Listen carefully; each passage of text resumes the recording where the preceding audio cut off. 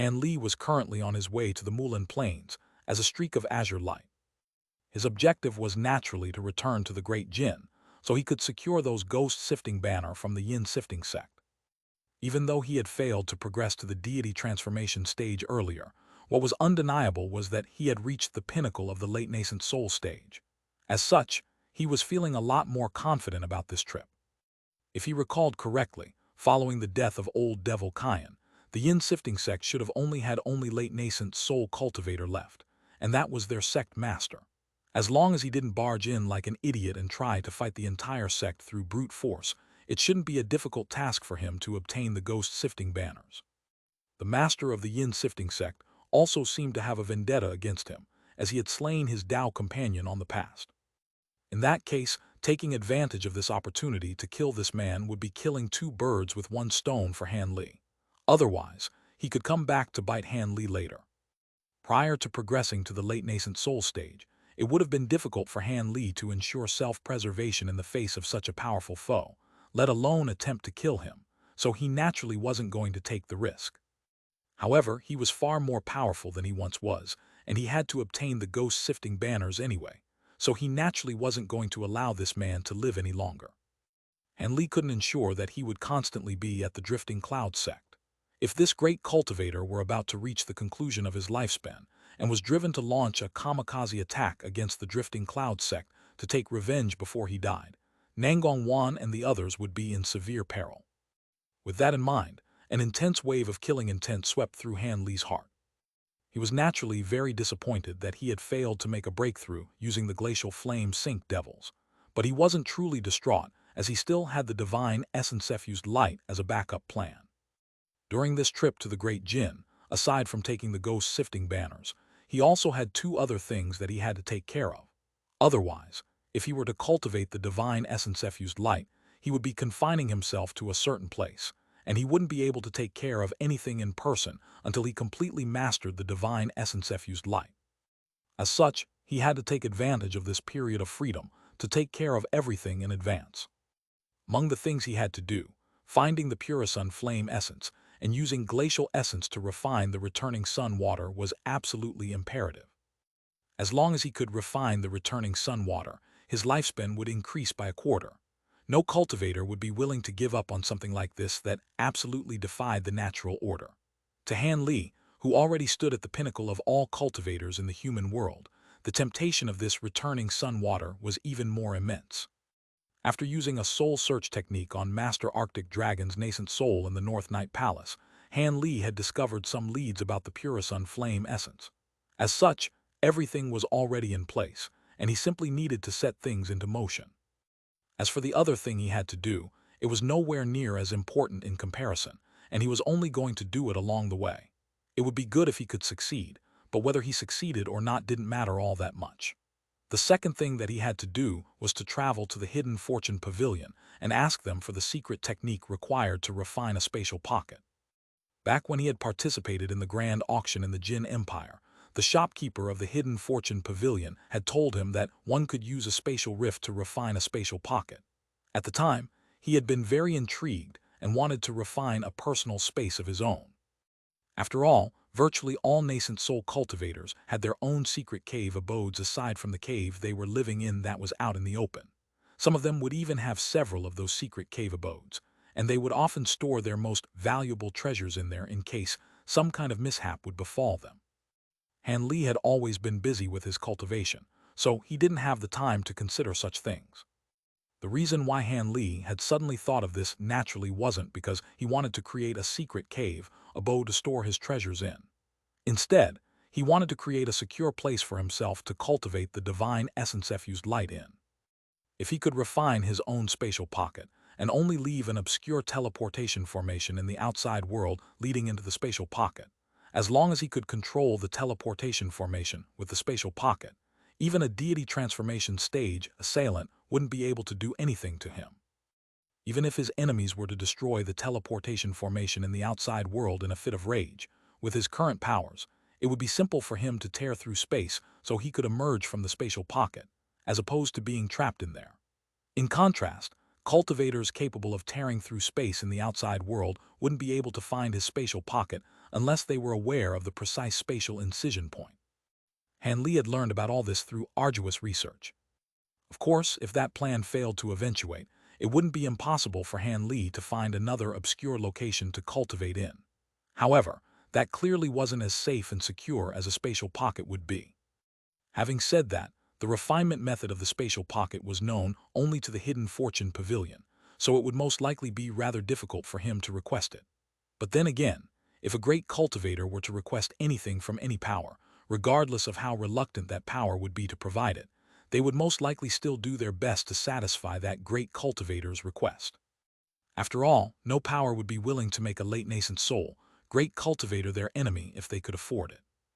As for why the Hidden Fortune Pavilion had been able to keep this refinement method confidential to this day, that was most likely because the secret technique was more trouble than it was worth, and simply couldn't attract the interest of all of the major sects. Otherwise, Han Li didn't believe that a mere Hidden Fortune Pavilion would be able to keep such an important secret technique confidential for so long. Of course, he would have to employ some strategies if he wanted to obtain this refinement method. With that in mind, a cold smile appeared on Han Li's face, and he disappeared into the distance following a few flashes. Over half a year later, light rain was falling over a certain mountainside town in the state of Yu, which was tens of millions of kilometers away from the heavenly south region. On a bluestone street that was glistening with the falling rain, there were almost no pedestrians. The few pedestrians that were on the street were all hurriedly walking along with umbrellas over their heads, and none of them were eager to linger on the streets. A yellow-robed man holding a white oilcloth umbrella suddenly appeared on this street. However, this man was walking in a calm and unhurried manner, as if he were taking a casual stroll in the countryside. His umbrella was tilted forward slightly, and it just so happened to obscure most of his facial features. However, judging from the fair and supple hand that was holding the umbrella, the man appeared to be quite young, and was not a normal lowly citizen who had to engage in manual labor all day. Some of the passers-by couldn't help but take an extra glance at this man as they strode past him, but he remained unfazed, and his footsteps were still unhurried. Just as he was passing by a nondescript alleyway, he suddenly changed directions and made his way into the alley. Even though this was a rather deep alleyway, it was quite apparent that the conclusion of this alley was a dead end with no way out. There weren't even any houses or shops on either side of the valley, only walls that were several tens of feet tall, and it was a place that was rarely frequented by anyone. However, the yellow-robed man paid no heed to all of this and continued to make his way forward. Just as he was about to reach the conclusion of the alleyway, and appeared as if he were about to crash into the stone wall, white light suddenly flashed as he disappeared into the wall. If a mortal had been present and witnessed such a bizarre scene, they would definitely be yelling at the top of their lungs about supernatural phenomena. However, cultivators would barely pay any heed to this.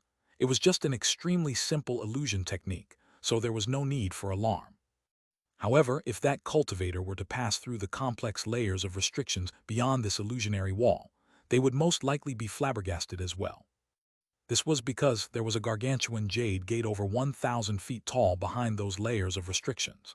After passing through that colossal gate, a white jade staircase would be revealed, with every step hovering in midair, leading toward a huge green palace. White spiritual mist swirled around the palace, and there was a pair of rare spirit beasts circling in the air above the palace in a leisurely manner. There were also many types of peculiar flowers and plants growing on the ground nearby, embellishing this place with their beauty and making it appear as if it were an immortal paradise. However, if one were to sweep their spiritual sense through the surrounding area, they would discover that even though this place appeared to be quite cavernous, it was actually just a small restricted space. In fact, it was only just over 5 kilometers in size, but its height of several thousand feet was, admittedly, rather astonishing. However, that staggering height is necessary to construct such a peculiar floating palace in this place. At the foot of this massive jade gate, there were 2 rows of warriors clad in golden armor. All of them were around 20 feet tall, and were standing completely stationary with wooden expressions on their faces. However, among these warriors, there was an armor-clad man with a dark complexion, sitting on a rock beside a pillar. He was currently conversing with the yellow-robed man with the oilcloth umbrella in a lazy manner. "No matter what you're here for, I can't disrupt the pavilion master when he's entertaining guests. Otherwise, I'll be punished by the pavilion master. Why don't you sit here for a while and have a chat with me? I've on duty here at the Hidden Fortune Pavilion. I've been staying here with these mutes for over half a year. I'm bored out of my wits, the dark-complexioned man chuckled. This man was a core formation cultivator, yet he was only a gatekeeper here. That was quite extraordinary. The 2 rows of massive warriors beside the gate were merely puppets, so it was no wonder that he was unable to converse with any of them. However, each and every one of these puppets were extremely lifelike, and it was very difficult to tell that they were puppets just by looking at them. The yellow-robed cultivator had already put away his white umbrella, revealing a set of stern facial features. Cao Fengwei, I'm not here to kid around with you. I really do have an extremely important matter to consult with the pavilion master about. Even if I can wait, that person may not be willing to. If we delay for too long and bring disaster to the pavilion, neither you nor I will be able to handle the repercussions. The yellow-robed man was becoming rather enraged. That person, who are you referring to, Brother Zhang? The armored man asked with a bewildered expression. He's referring to me. The voice of an unfamiliar man suddenly interjected from up above. Who's there? The armored cultivator exclaimed in shock. He immediately summoned a barrier or white light to protect himself, then made a hand seal as all of the puppet warriors began to shimmer with spiritual light and rose into the air at his behest. The yellow-robed man's face paled upon seeing this, and he hurriedly yelled, "Wait, Brother Cao, this is Senior Han. Don't you dare attack him." Senior Han, the armor-clad man had no idea who that was. However, the yellow-robed man's cultivation base was comparable to his, and he was clearly extremely wary of the Senior Han, so it could be deduced that he was definitely not just some ordinary nascent soul cultivator. Otherwise, with the 2 of them situated within this spatial pocket, they would be powerful enough to combat even an early nascent soul cultivator. Could it be that this Senior Han was a mid-nascent soul cultivator? That would not be something that he and a few puppets could handle. With that in mind, the armor-clad man hurriedly swept his spiritual sense toward the warrior puppets, making them descend onto the ground again. The unfamiliar male voice harumphed coldly, "You've made the right decision. I was about to teach you a lesson there." Immediately thereafter, azure light flashed above their heads, and an azure-robed man with his arms crossed appeared in the air above, looking down at the 2 of them with a cold expression. The armor-clad man swept his spiritual sense toward that man, upon which a shiver ran down his spine, and an expression of incredulity and horror appeared on his face. The man up above had made no effort to hide his cultivation base, and he was a late nascent soul cultivator. But when had a new great cultivator by the surname of Han appeared in the Great Jin? Why had he never heard of such a great cultivator? The armor-clad man shuddered with lingering fear as he thought back to how close the puppets had been to attacking this man, and he hurriedly rose into the air before extending a deep bow. "My apologies, Senior. Please forgive me for any offense I may have caused." The young man up above remained expressionless and didn't say anything. Instead, he turned his gaze toward the hovering palace nearby, and a hint of surprise appeared on his face. Meanwhile, the armor-clad cultivator down below was sweating profusely, and he didn't dare to stand up straight again without receiving an instruction permitting him to do so. After all, virtually all nascent soul cultivators had peculiar and often foul tempers, so it would be very easy to irk them. He didn't want to be killed due to an oversight on his own part. Thankfully, the yellow-robed man swooped in to save him. A wry smile appeared on his face as he rose into the air, and he also bowed deeply as he asked, "Senior Han, didn't you say that you were going to give me several months to inform the pavilion master of this matter? Why have you followed me here?" "I have limited time and no longer want to wait any longer, so I decided to come here to speak with your pavilion master in person. So this is the legendary Hidden Fortune Palace, right? I had heard that this palace was situated in a spatial pocket, and an extremely rare free radical spatial pocket at that. The location of its entrance will automatically self-adjust once every few years, so normal cultivators would never be able to find it. After coming here for myself today, I can see that this is indeed an extraordinary place. You can get up now. You're a guard here and you are only doing your duty, so I won't take your actions to heart. However, I do want to see your pavilion master, so you can lead the way there for me." The young man turned to the armor-clad cultivator with an implacable look on his face. Cao Weifeng was quite relieved after hearing the first half of Han Li's sentence, but his heart clenched tightly again upon hearing Han Li's instructions, and he turned to the yellow-robed man for help. In all honesty, he still didn't even know why this great cultivator was here, nor whether he was friend or foe. The yellow-robed man's lips twitched slightly upon hearing this, and after a brief hesitation, he turned to Cao Weifeng with a slight nod. The armor-clad cultivator no longer hesitated any longer upon seeing this as he hurriedly asked, "I would be happy to lead the way to our palace master, but he's currently entertaining a guest. Please allow me to inform our palace master of your arrival, then take you to him. Is that all right, Senior Han?" "He's entertaining a guest." A hint of surprise appeared in the young man's eyes, but he still nodded expressionlessly. The armor-clad man was ecstatic. He hurriedly pulled out a voice transmission talisman from his storage pouch, then spoke into it in an urgent voice before releasing it into the palace. After doing all that, he gave the young man up above a fawning smile before stepping up the jade staircase, leading the way to the palace master. The yellow-robed man also hurriedly followed along behind them. However, both of them were forging ahead on foot, rather than flying up the jade staircase. "There's a flight restriction." The young man's brows furrowed upon making this discovery, but a cold smile immediately appeared on his face as he rose into the air as a streak of azure light, seemingly completely unaffected by the flight restriction. The two people down below could only exchange wry smiles upon seeing this. The surrounding flight restriction was able to prevent all cultivators below the nascent soul stage from rising more than 3 feet into the air. However, it was obviously next to completely ineffective against a late nascent soul cultivator like Han Li. The young man hovering in the air didn't seem to want to excessively challenge the palace master's authority, either, as he was flying slowly behind the two core formation cultivators, rather than accelerating and speeding up the staircase. This young man was naturally none other than Han Li, who had arrived in the Great Jin. Even though his cultivation base had taken large strides, it still took him half a year to reach the Great Jin through the Mulan Plains. As he was passing through the plains, he encountered no difficulties whatsoever, and that leg of the journey had been extremely smooth. This was rather surprising to Han Li. He had prepared himself to teach the immortals of the soaring tribe a lesson as he passed through. After all, he had almost been killed by those soaring tribe cultivators once upon a time. However, along the way, he only encountered some low-grade immortals, and not even a single one at the core formation stage or above. Only after doing research did he understand the reason for this. It turned out that over 100 years ago, the Endless Sky Saintess and the illustrious Grand Immortal issued a joint order, gathering all of the high-grade immortals to the Endless Sky Temple to engage in seclusion for some unknown reason. Without orders or permission for them to leave, they were prohibited from exiting the temple.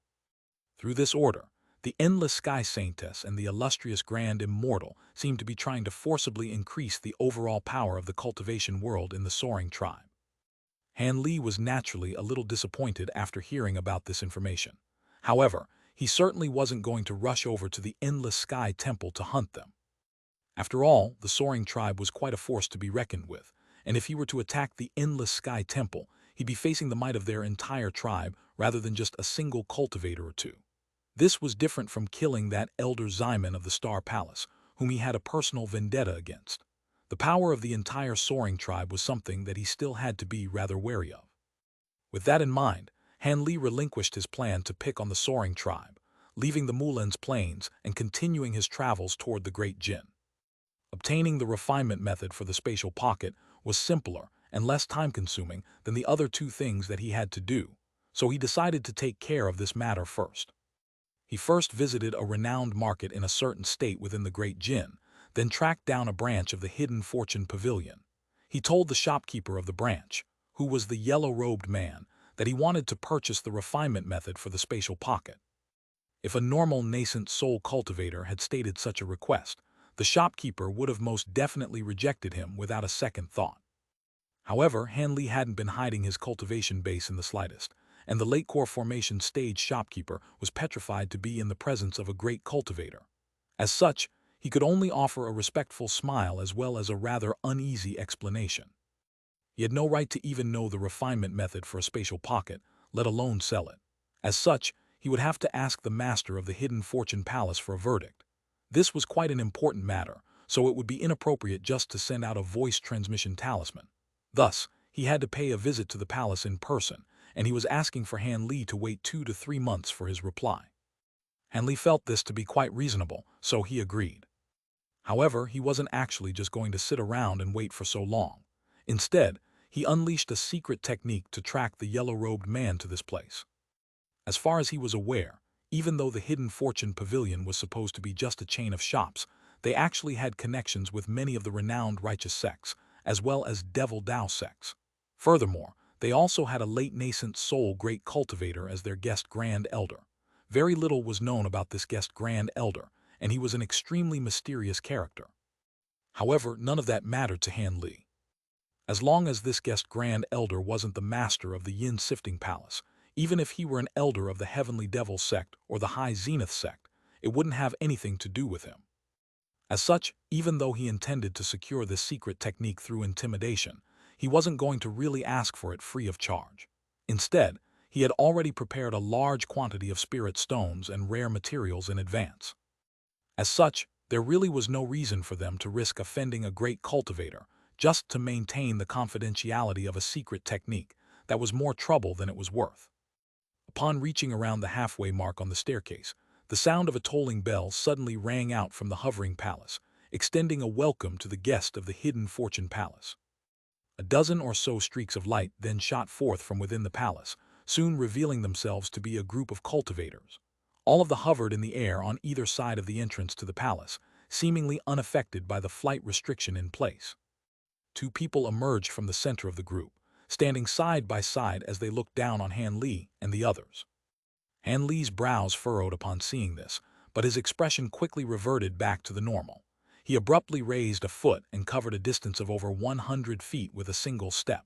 Following a few more steps, he had abruptly appeared at the entrance of the palace, where he was directly facing the two people at the center of the group. The cultivators on either side naturally burst into a frenzy upon seeing this, and some of them had even laid their hands on their storage pouches with panicked expressions on their faces. "Insolence! Fellow Taoist Han is a guest of ours. You can all go away now." One of the two men in the center, a rather portly old man, scolded the two rows of cultivators beside him sternly before turning to Han Li with a smile. Letter 1D453, letter 1D45F, letter 1D452, letter 1D626, letter 1D4CC, letter 1D452, letter 1D4B8, letter 1D630, letter 1D45A. Han Li inspected the old man with an indifferent expression as he asked, "Are you the lord of the Hidden Fortune Pavilion?" "Indeed, I am King Ku, and I'm the lord of the Hidden Fortune Pavilion. I was actually informed of the reason for your arrival earlier through a voice transmission talisman from shopkeeper Zhang. This is not a suitable place to talk. How about we have a chat in the palace?" The old man suggested in a respectful manner as he extended a hand toward the palace gates. He was wearing a different ring on each and every one of his 10 fingers, some of which were emanating piercing light, while others were completely dull and lackluster. It was a rather peculiar spectacle to behold. Han Li glanced at the rings on the old man's hand with a nod before turning to the monk beside King Ku, and he asked, "I have no objections. May I ask your name?" This monk was wearing a set of yellow monk robes, and his features were quite youthful, making him appear as if he were a 16 or 17-year-old young man. However, the fearsome spiritual pressure radiating from his body suggested that he was a mid-nascent soul cultivator. "I am Yan Zhu." The youthful monk smiled as he brought his palms together in a Buddhist salute. "Yan Zhu," Han Li murmured to himself, but he was drawing a complete blank. However, that wasn't something to be alarmed about. After all, the high-grade cultivators of the 4 major Buddhist sects were all quite secretive to begin with, and Han Li wasn't from the Great Jin, so it was no surprise that he hadn't heard of this monk. However, a hint of befuddlement flashed through the eyes of the old man upon seeing the lack of reaction from Han Li. Even though he had disguised it quite well, Han Li was far too cautious to let that detail escape his notice. His expression remained unchanged, but he was quickly thinking about his situation. Could it be that this monk was supposed to be an extremely renowned cultivator? Otherwise, why would this lord of the Hidden Fortune Pavilion have displayed such a reaction? In contrast, the youthful monk merely smiled and didn't say anything. At this moment, the 2 core formation cultivators had also finally reached the palace gates, and they hurriedly extended bows toward the old man. Can Ku issue a few instructions to the armor-clad core formation cultivator before sending him away, leaving only the yellow-robed man remaining behind? He then led everyone into the Hidden Fortune Pavilion, where everyone took a seat in what clearly wasn't the main hall of the building. Of course, the yellow-robed man and all of the other core formation cultivators could only stand. I heard that fellow Taoist Han has paid our palace a visit in order to purchase the secret technique for refining a spatial pocket. Is that correct? Kenku cut straight to the point. That's right, that is indeed the purpose of my visit, Han Li replied in a straightforward manner. Seeing as you're asking for this secret technique, you must have discovered a spatial rift and wish to refine it into a spatial pocket, but you don't want anyone else to know of its location, right? Kenku asked with a nonchalant smile. This pavilion lord was only at the mid-nascent soul stage, but this was his territory. As such, even though he was treating Han Li in a respectful manner, he showed no intention of allowing Han Li to dominate proceedings. You've hit the nail right on the head, Han Li replied indifferently as his eyes narrowed slightly. Ever since our pavilion first created spatial pockets, there have been other fellow Taoists like you who have tried to obtain the refinement method from us. Those fellow Taoists were all in a similar situation as you're currently in, Brother Han. They all discovered spatial rifts and wished to refine those spatial rifts into their person's spatial pockets, but didn't want anyone else to be aware of the spatial pocket's location. Furthermore, there has been no lack of great cultivators among those who have come to me seeking the refinement method, Kenku chuckled. Oh, did you agree to their request, fellow Taoist? Han Li was truly curious after hearing that. No, every single one of those fellow Taoists promised me that they wouldn't divulge the refinement method to anyone else, but if we were to give them the secret technique, it wouldn't be something that's unique to our hidden fortune pavilion anymore, Kenku replied in a frank manner. Han Li was silent for a moment before speculating in a meaningful voice. I trust that you must have some alternative solution that you can offer, right? Otherwise, it would be quite unwise to turn down great cultivators like this, even for an organization as powerful as the Hidden Fortune Pavilion. You are indeed correct, Brother Han. Our Hidden Fortune Pavilion would naturally prefer to avoid offending powerful cultivators if possible. As such, even though we can't hand over the refinement method, we have a substitute that can also satisfy those fellow Taoists' requests, Kenku replied with a carefree expression. A substitute? Han Li was truly a little flabbergasted this time. Our pavilion has actually devised a set of formation tools a long time ago, and those tools can create a formation that can transform an area into a makeshift spatial pocket. I can't guarantee you that the result would be exactly identical to a true spatial pocket, but it's at least extremely similar, Kenku announced confidently. However, Han Li's brows furrowed upon hearing this, and he shook his head as he asked, Is that so? Seeing as it's relying on the power of a restriction, a spatial pocket of this nature will surely have many flaws, right? There will naturally be some flaws, but those flaws won't be an issue for someone like you, Brother Han, Kenku replied nonchalantly. You really have piqued my interest now, Brother Kan. Would you be able to elaborate on that further? Han Li's expression had finally changed a little. There's not a whole lot of explaining to be done. Essentially, the former pavilion lord asked a few formation spell masters to create a spatial pocket formation based on the concept of a true spatial pocket. These formations were then virtually perfectly replicated in the form of formation tools that can be distributed. As long as the area isn't too large, the formation tools will suffice for creating a spatial pocket. As for flaws, there are only two. Seeing as formation tools are being used, the spirit stone expenditure will naturally be quite high. It would take over 10,000 spirit stones to maintain a spatial pocket of this nature per year. Of course, if the spatial pocket itself contains a spirit vein, then those costs can be slightly lowered. Aside from that, the makeshift spatial pocket set up using these spatial tools will only be able to maintain itself for a maximum of 2,000 to 3,000 years. After that, the formation tools will lose their efficacy, and the entire spatial pocket would collapse. I'm sure that with your current wealth, the first condition can be easily met. As for the second flaw, as long as you're not planning to pass down this spatial pocket for many generations, the time limit should more than suffice for your needs. Even if we were to reach the deity transformation stage, our lifespans would only be extended to just over 2,000 years anyway.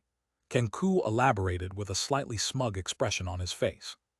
Han Li began to stroke his chin with a contemplative look upon hearing this.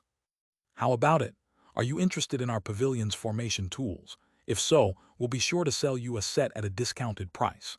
A confident smile appeared on Kenku's face, as if he were sure that Han Li would accept this arrangement. However, in the next instant, Kenku's smile abruptly stiffened.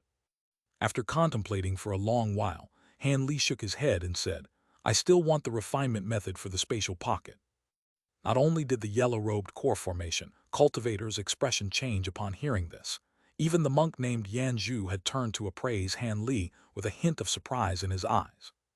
Kenku's smile faded as he asked, "Seeing as you're so insistent, you must have your own considerations, but you should at least provide me with a plausible reason for your insistence, right, fellow Taoist Han?" As he spoke, he was unconsciously tapping the jade armrest on his chair with his hand in a very rhythmic manner. Han Li could see what Kenku was doing, but he ignored it as he calmly replied, "It's quite simple. The spatial rift that I discovered is already displaying signs of instability. I don't believe that a mere set of formation tools can prevent spatial collapse should it arise. As such, I'm determined to obtain the refinement method," Han Li said in an implacable voice. Kenku's brows furrowed upon hearing this. It was quite clear that Han Li's reply was completely unexpected to him, and a hesitant look appeared on his face for the first time. "You can have the refinement method for the spatial pocket if you want it, but you'll have to spar with me first." Right at this moment, an elderly voice sounded from somewhere. Immediately thereafter, silver light flashed and a streak of light shot forth into the palace. The silver light then faded to reveal a monk in silver robes. Kenku and Yanzhu immediately rose to their feet and hurried extended respectful salutes toward the monk. Kenku's expression lit up with elation as he greeted, "Master Yuan Jai, you came." Yanzhu pays his respects to senior martial brother Yuan Jai. The two of them were treating the monk in an extremely respectful manner. In contrast, Han Li remained seated in his chair as he appraised this monk with a somewhat intrigued expression. This monk didn't appear to be as youthful as Yanzhu, but he only looked to be around 30 years of age and had a set of graceful and refined facial features. It was quite difficult to link this man to that elderly voice that had rung out earlier. Unlike with Yanzhu, Yuan Jai was a name that Han Li had actually heard of. This monk seemed to be one of the 3 late nascent soul stage elders of the Lightning Sound sect, which was one of the 4 major Buddhist sects. In contrast with other Buddhist great cultivators, this man was extremely renowned throughout the Great Jin, and at the same time, he was also one of the exceedingly rare Buddhist Vajra protectors. That was the extent of Han Li's knowledge of this man. Only after inspecting the silver-robed monk for a while did Han Li cup his fist in a salute. However, he remained seated in his chair, and a hint of a smile appeared on his face as he said, "Master Yuan Jai of the Lightning Sound sect, I didn't you'd be the guest elder of the Hidden Fortune Pavilion. Forgive me for my rudeness." A slightly cold light flashed through the silver-robed monk's eyes at the sight of Han Li's lackadaisical display, and he asked coldly, "Which sect are you from, fellow Taoist Han? I don't recall ever hearing about you." "It's no surprise that you don't recognize me, Master Yuan Jai. This is also the first time I've seen you," Han Li chuckled lazily. At this moment, Yanzhu suddenly chuckled and said something quite unexpected. "Senior martial brother Yuan Jai, this may be your first time seeing benefactor Han, but it's definitely not the first time you've heard of him. Letter 1D68F, letter 1D563, letter 1D556, letter 1D680, letter 1D680, letter 1D6AT, letter 1D554, letter 1D428, letter 1D55E." Han Li's expression changed slightly as he turned toward Yanzhu. And Ku also faltered upon hearing this, before a contemplative look appeared on his face. "Oh, what do you mean by that, junior martial brother Yanzhu?" The silver-robed monk was also a little taken aback. "Senior martial brother, have you forgotten about the devilish tribulation of the Kunwu Mountains and the demon beast rampage at the North Night Palace over 200 years ago? If I'm not mistaken, fellow Taoist Han had participated in both of those prominent events, and he certainly wasn't just an inconsequential bystander, either," Yanzhu replied calmly. The silver-robed monk's heart jolted with shock upon hearing this as he turned to appraise Han Li again. Kunwu Mountains, North Night Palace. Could it be that this man is the fugitive wanted by the Yin Sifting Sect and the North Night Palace? It's been so many years, I'm surprised there are still people who remember me. So, are you planning to capture me and hand me over to those 2 powers? Han Li's expression remained quite calm, as if he were completely unfazed by the prospect of having to battle these cultivators. Kenku's heart jolted upon hearing Han Li's blunt admission, and his smile became rather forced. "Haha, of course not, brother Han. The Yin Sifting Sect and the North Night Palace are quite powerful, but they have nothing to do with our Hidden Fortune Pavilion, so there's no reason for us to do their bidding. However, I truly have heard a lot about you, brother Han. I heard that old devil Kian of the Yin Sifting Sect and Master Arctic Dragon of the North Night Palace had all fallen by your hands. Is that true?" I don't think any of you will believe me if I were to tell you that I didn't kill old Devil Kyan and Master Arctic Dragon, Han Li replied with a cold smile. The silver-robed monk's expression turned rather grim as he said, I heard that you were only a mid-nascent soul cultivator at the time, Brother Han. If you really did slay 2 late-nascent soul great cultivators at your cultivation base at the time, then you must be extraordinarily powerful now that you've progressed to the late-nascent soul stage yourself. I really am looking forward to sparring with you now, fellow Taoist Han.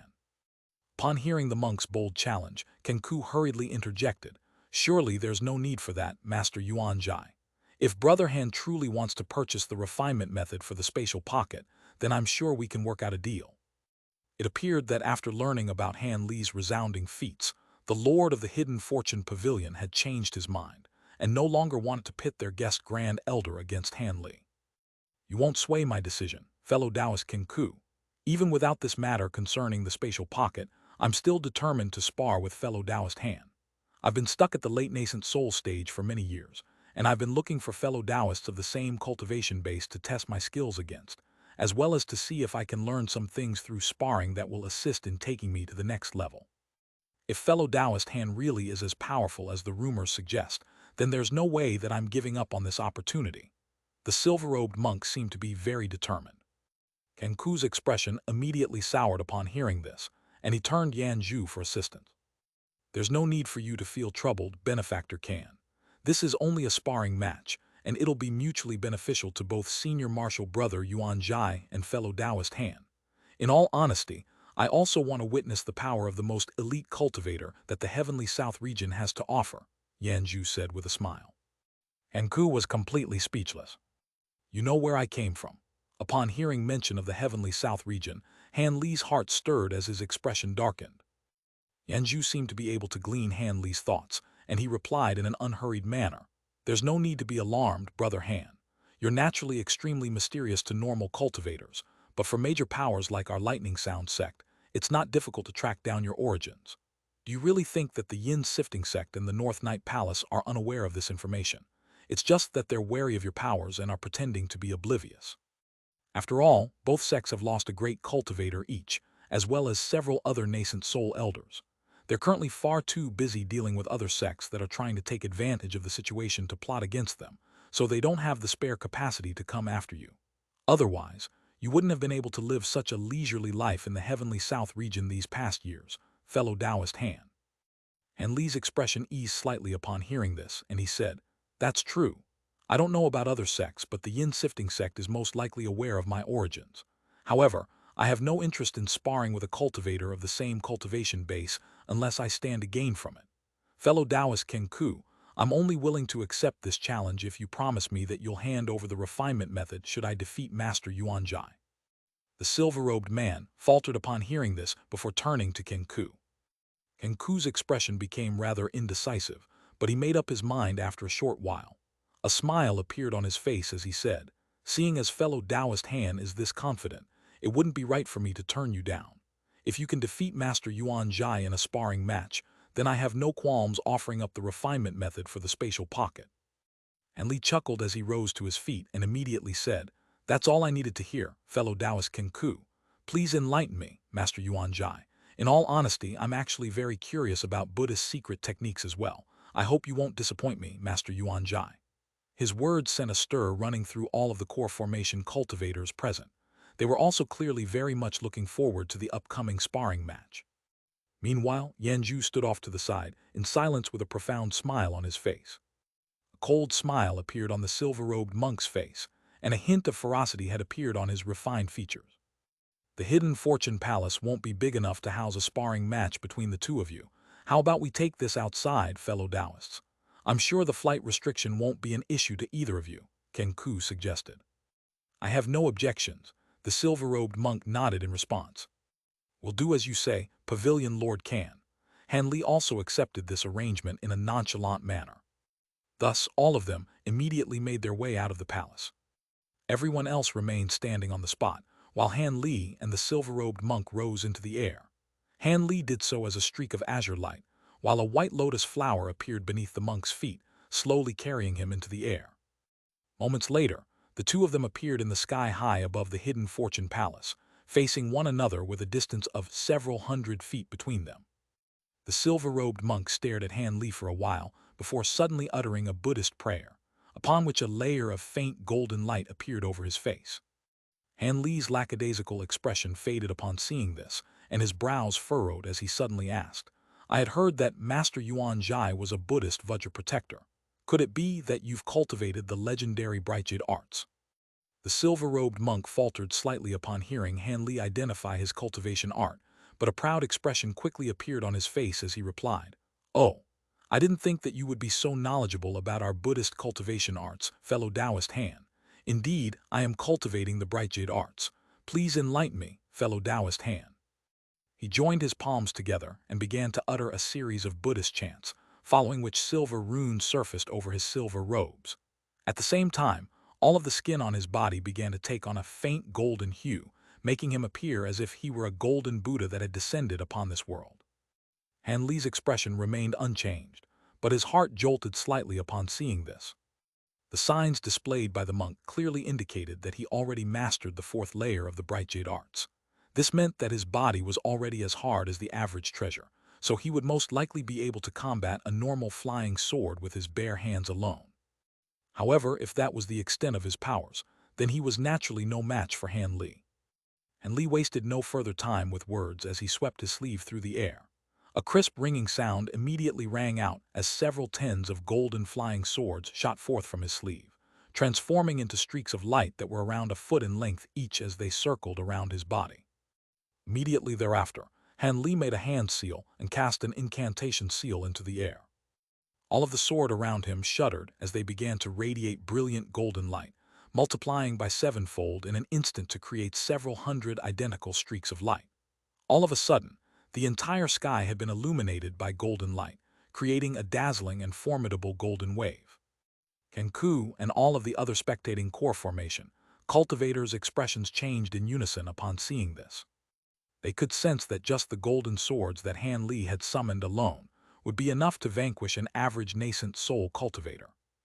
In contrast, the silver-robed monk's expression remained completely unchanged upon seeing this.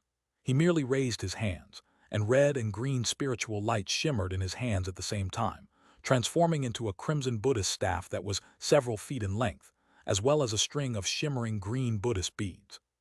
Right at this moment, Han Li made another hand seal, and the several hundred streaks of golden light swept toward the silver-robed monk as a golden wave at Han Li's behest. In response, the monk let loose a loud cry as he abruptly raised a hand. The crimson staff that he was holding immediately transformed into a crimson worm that pounced toward the wave of golden light. At the same time, he also raised the string of green Buddhist beast, which transformed into a green barrier of light that shielded his body within. After doing all that, the monk cast his eyes downward and began to make a series of hand seals, appearing as if he were about to unleash some kind of extremely powerful ability. Meanwhile, the crimson worm shot forth through the air and plunged headfirst into the golden light manifested from Han Li's azure bamboo cloudswarm swords.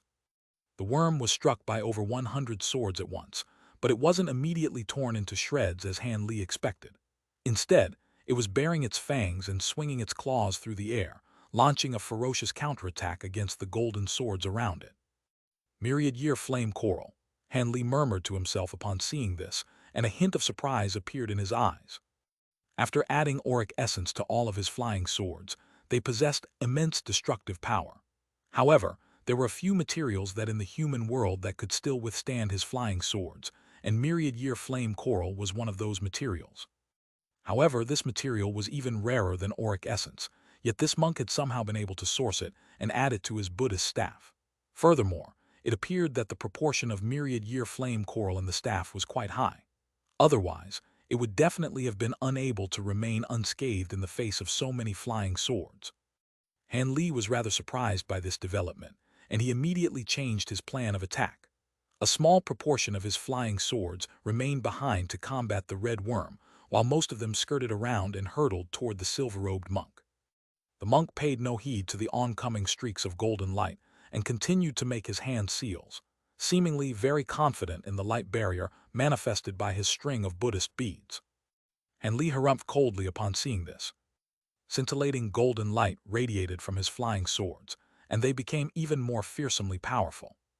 A string of loud thumps erupted as the streaks of golden light crashed into the light barrier in unison, but it sounded as if they had struck a chunk of dead wood. The green light barrier tremored violently, but the golden swords were unable to puncture through it. Hanli stirred upon seeing this as he made a hand seal. All of a sudden, the streaks of golden light around the silver-robed monk rose into the air in unison. Golden light abruptly began to radiate in all directions, and it was as if a golden sun was rising into the sky.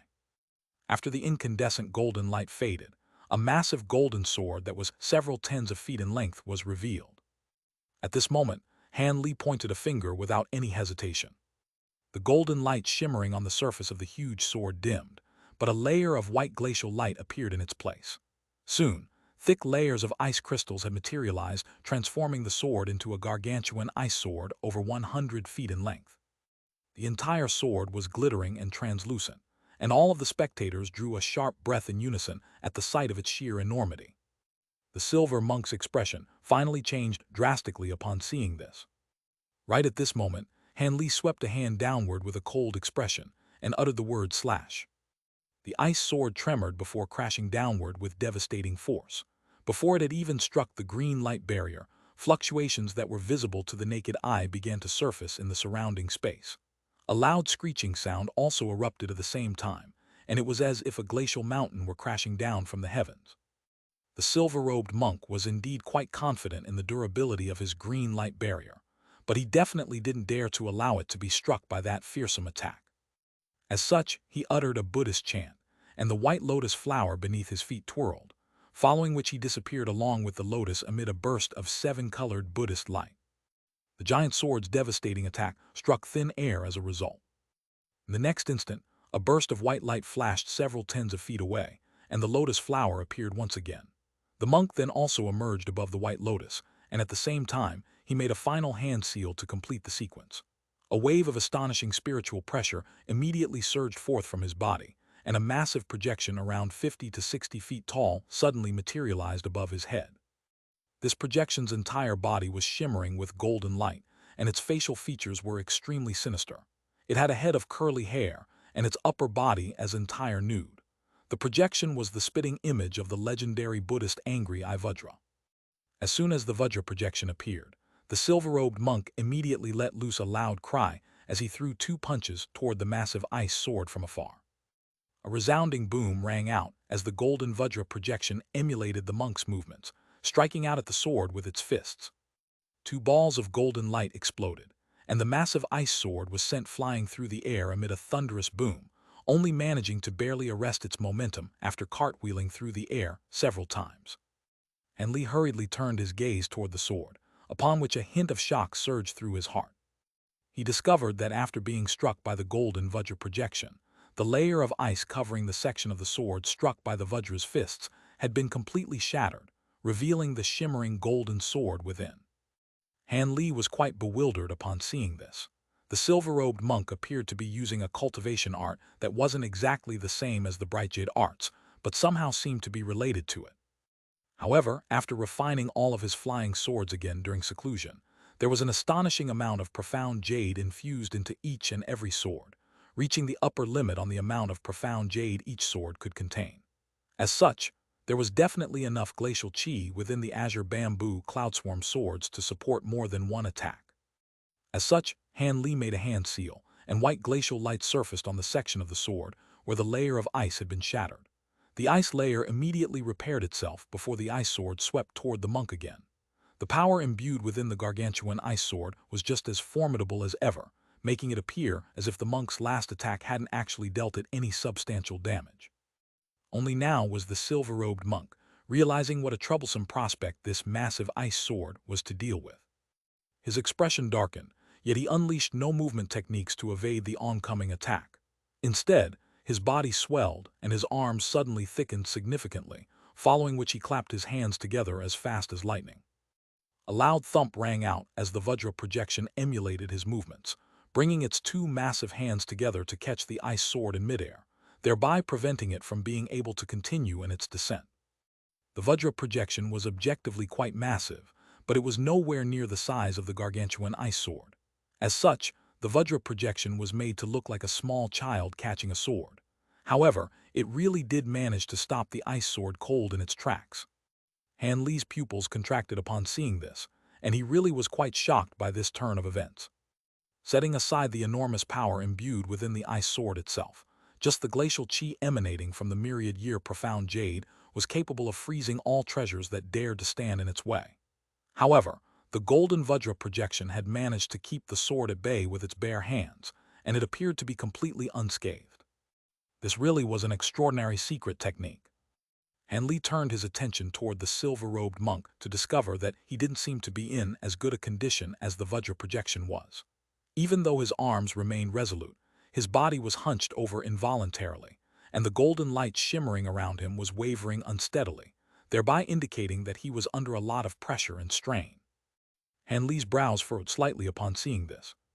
This monk's secret technique appeared to be rather similar to the Six Apex Devils' art, but also completely different at the same time. The Six Apex Devils' art allowed one to manifest 6 devilish projections, but all of the devilish shadows had to rely on an external source of power. However, the Vajra projection summoned by this monk was completely being supported by the magic power from within the monk's body, and the power of this secret technique was also directly related to his Bright Jade arts. If that monk hadn't mastered the 4th layer of the Bright Jade arts, the attack from the ice sword would have crushed his physical body, even if the Vajra projection could have handled it. Han Li was quite amazed by this monk's resourcefulness, but this was certainly not the extent of the Azure Bamboo Cloudswarm Sword's powers. He made a hand seal once again as he activated another ability of the flying swords. An explosive thunderclap erupted as arcs of golden light, each as thick as a human arm, abruptly surfaced over the ice sword. The arcs of lightning manifested themselves into countless golden lightning pythons, which swept directly toward the Vajra projection. The silver-robed monk's heart jolted with shock. He clearly hadn't anticipated that Han Li's flying swords would possess so many abilities, and he had no time to think as he abruptly opened his mouth. Even though nothing was blasted out of the monk's mouth, the bursts of golden light erupted from the Vajra projection's mouth as it imitated his movement. Spiritual light flashed, and the lightning pythons were all kept at bay by the vast expanse of golden light. Almost at the exact same moment, the silver-robed monk let loose another loud cry as he brought his hands together with even greater force. A massive crack immediately appeared on the ice sword between the Vajra projection's hands. Piercing golden light erupted from the projection's hands, and the crack instantly expanded as shards of ice detached themselves from the sword. The silver monk was planning to use the Vajra projection's immense power to completely snap the ice sword in half. However, he had clearly chosen the wrong strategy to proceed with. Han Li chuckled coldly as he switched to another hand seal, and the ice sword suddenly shuddered violently amid a loud ringing sound. The sword then disintegrated into golden threads as it dispersed from between the Vajra projection's massive hands. The Vajra projection attempted to grab the threads with its hands, but the golden threads were far too agile as they avoided its foundering hands with ease. The monk faltered slightly upon seeing this before exclaiming, "So you're a cultivator proficient in sword arts, fellow Taoist Han." Han Li summoned his flying swords back to him with a calm smile as he replied, "I wouldn't dare to proclaim myself to be a sword cultivator with my half-assed skills. Having said that, the secret techniques you unleashed have truly broadened my horizons, Master Yuan Jai. May I inquire about the origins of this secret technique?" This wasn't a true battle of life and death, so there was no need for him to exert too much pressure on his opponent. "This is just a small trick to be used in conjunction with the Bright Jade arts. It's not worthy of a mention," the silver-robed monk replied with an ambiguous chuckle, clearly unwilling to divulge his secrets. Han Li merely smiled in response. "Your Buddhist arts are indeed quite powerful. If I continue using normal techniques, it'll be a long time before we arrive at a decisive result in our sparring match. I'm going to be using a few powerful treasures next. Do be careful, Master Yuan Jai," Han Li cautioned in a calm voice. After delivering that warning, Han Li flicked his 10 fingers toward the monk in quick succession, and 10 thin red threads shot forth before disappearing mid-flight. His sleeve then rustled as a ball of 3-colored flames tumbled out from within, transforming into a 3-colored feather fan that Han Li caught in his hand. He injected his spiritual power into the fan in a wild frenzy before gently sweeping it through the air. The cry of a phoenix rang out as a 3-colored fire raven that was several feet in size rushed directly toward the monk. He then opened his mouth to blast forth a white bead, which swelled drastically to reach around a foot in size in the blink of an eye. Bursts of purple glacial flames were shimmering over the surface of the bead. Hanli merely swept a sleeve through the bead, and a sea of purple flames appeared before him. Massive waves of fire several tens of feet tall were instantly swept up, creating an extremely formidable sight to behold. The silver-robed monk adopted an extremely solemn expression at the sight of Han Li's fearsome assault. He immediately flipped his hand over to produce a shimmering silver vial. However, before he had a chance to do anything with this vial, red light suddenly flashed in the air before the Vajra projection. 10 thin fiery threads had emerged before striking the projection in unison. A string of loud metallic clangs rang out as the two clashed, but the fiery threads were completely unable to pierce into the Vajra projection's body in the slightest. The monk completely ignored the fiery threads, turning his attention to the oncoming three-colored fire raven instead with a grave look on his face. Even though this was the first time he had seen the Triflame fan, the astonishing spiritual power emanating from the three-colored fire raven struck him with a sense of immense pressure. The monk couldn't have anticipated this would happen. Although the 10 fiery threads didn't penetrate the golden projection, red light flashed, turning themselves into bulky fire chains. Like a bolt of lightning, they instantly coiled around the projection and firmly trapped them. When the monk saw this, he was stunned for a moment, then raising his hand and flicking in the air without any delay. A white swordlight shot out from its tip and directly struck at the fiery chains. A beautiful ring sounded as red and white light clashed together. The swordlight only left a pea-sized crack on the dense chains. The silver-robed monk grew sullen at the sight. When he saw the tricolored fire raven and the purple flame wave race forward, the monk stomped on the white lotus below him, letting out a thunderous dragon's roar and solemnly parting his arms outward. The huge golden projection seemed to sense the monk's anxiousness and radiated blinding golden light from its body. Its already gigantic size swelled and it grew until it was over 25 meters tall, pulling on the fire chains until it was nearly brought to the point of destruction. The monk's heart sank by what he saw next.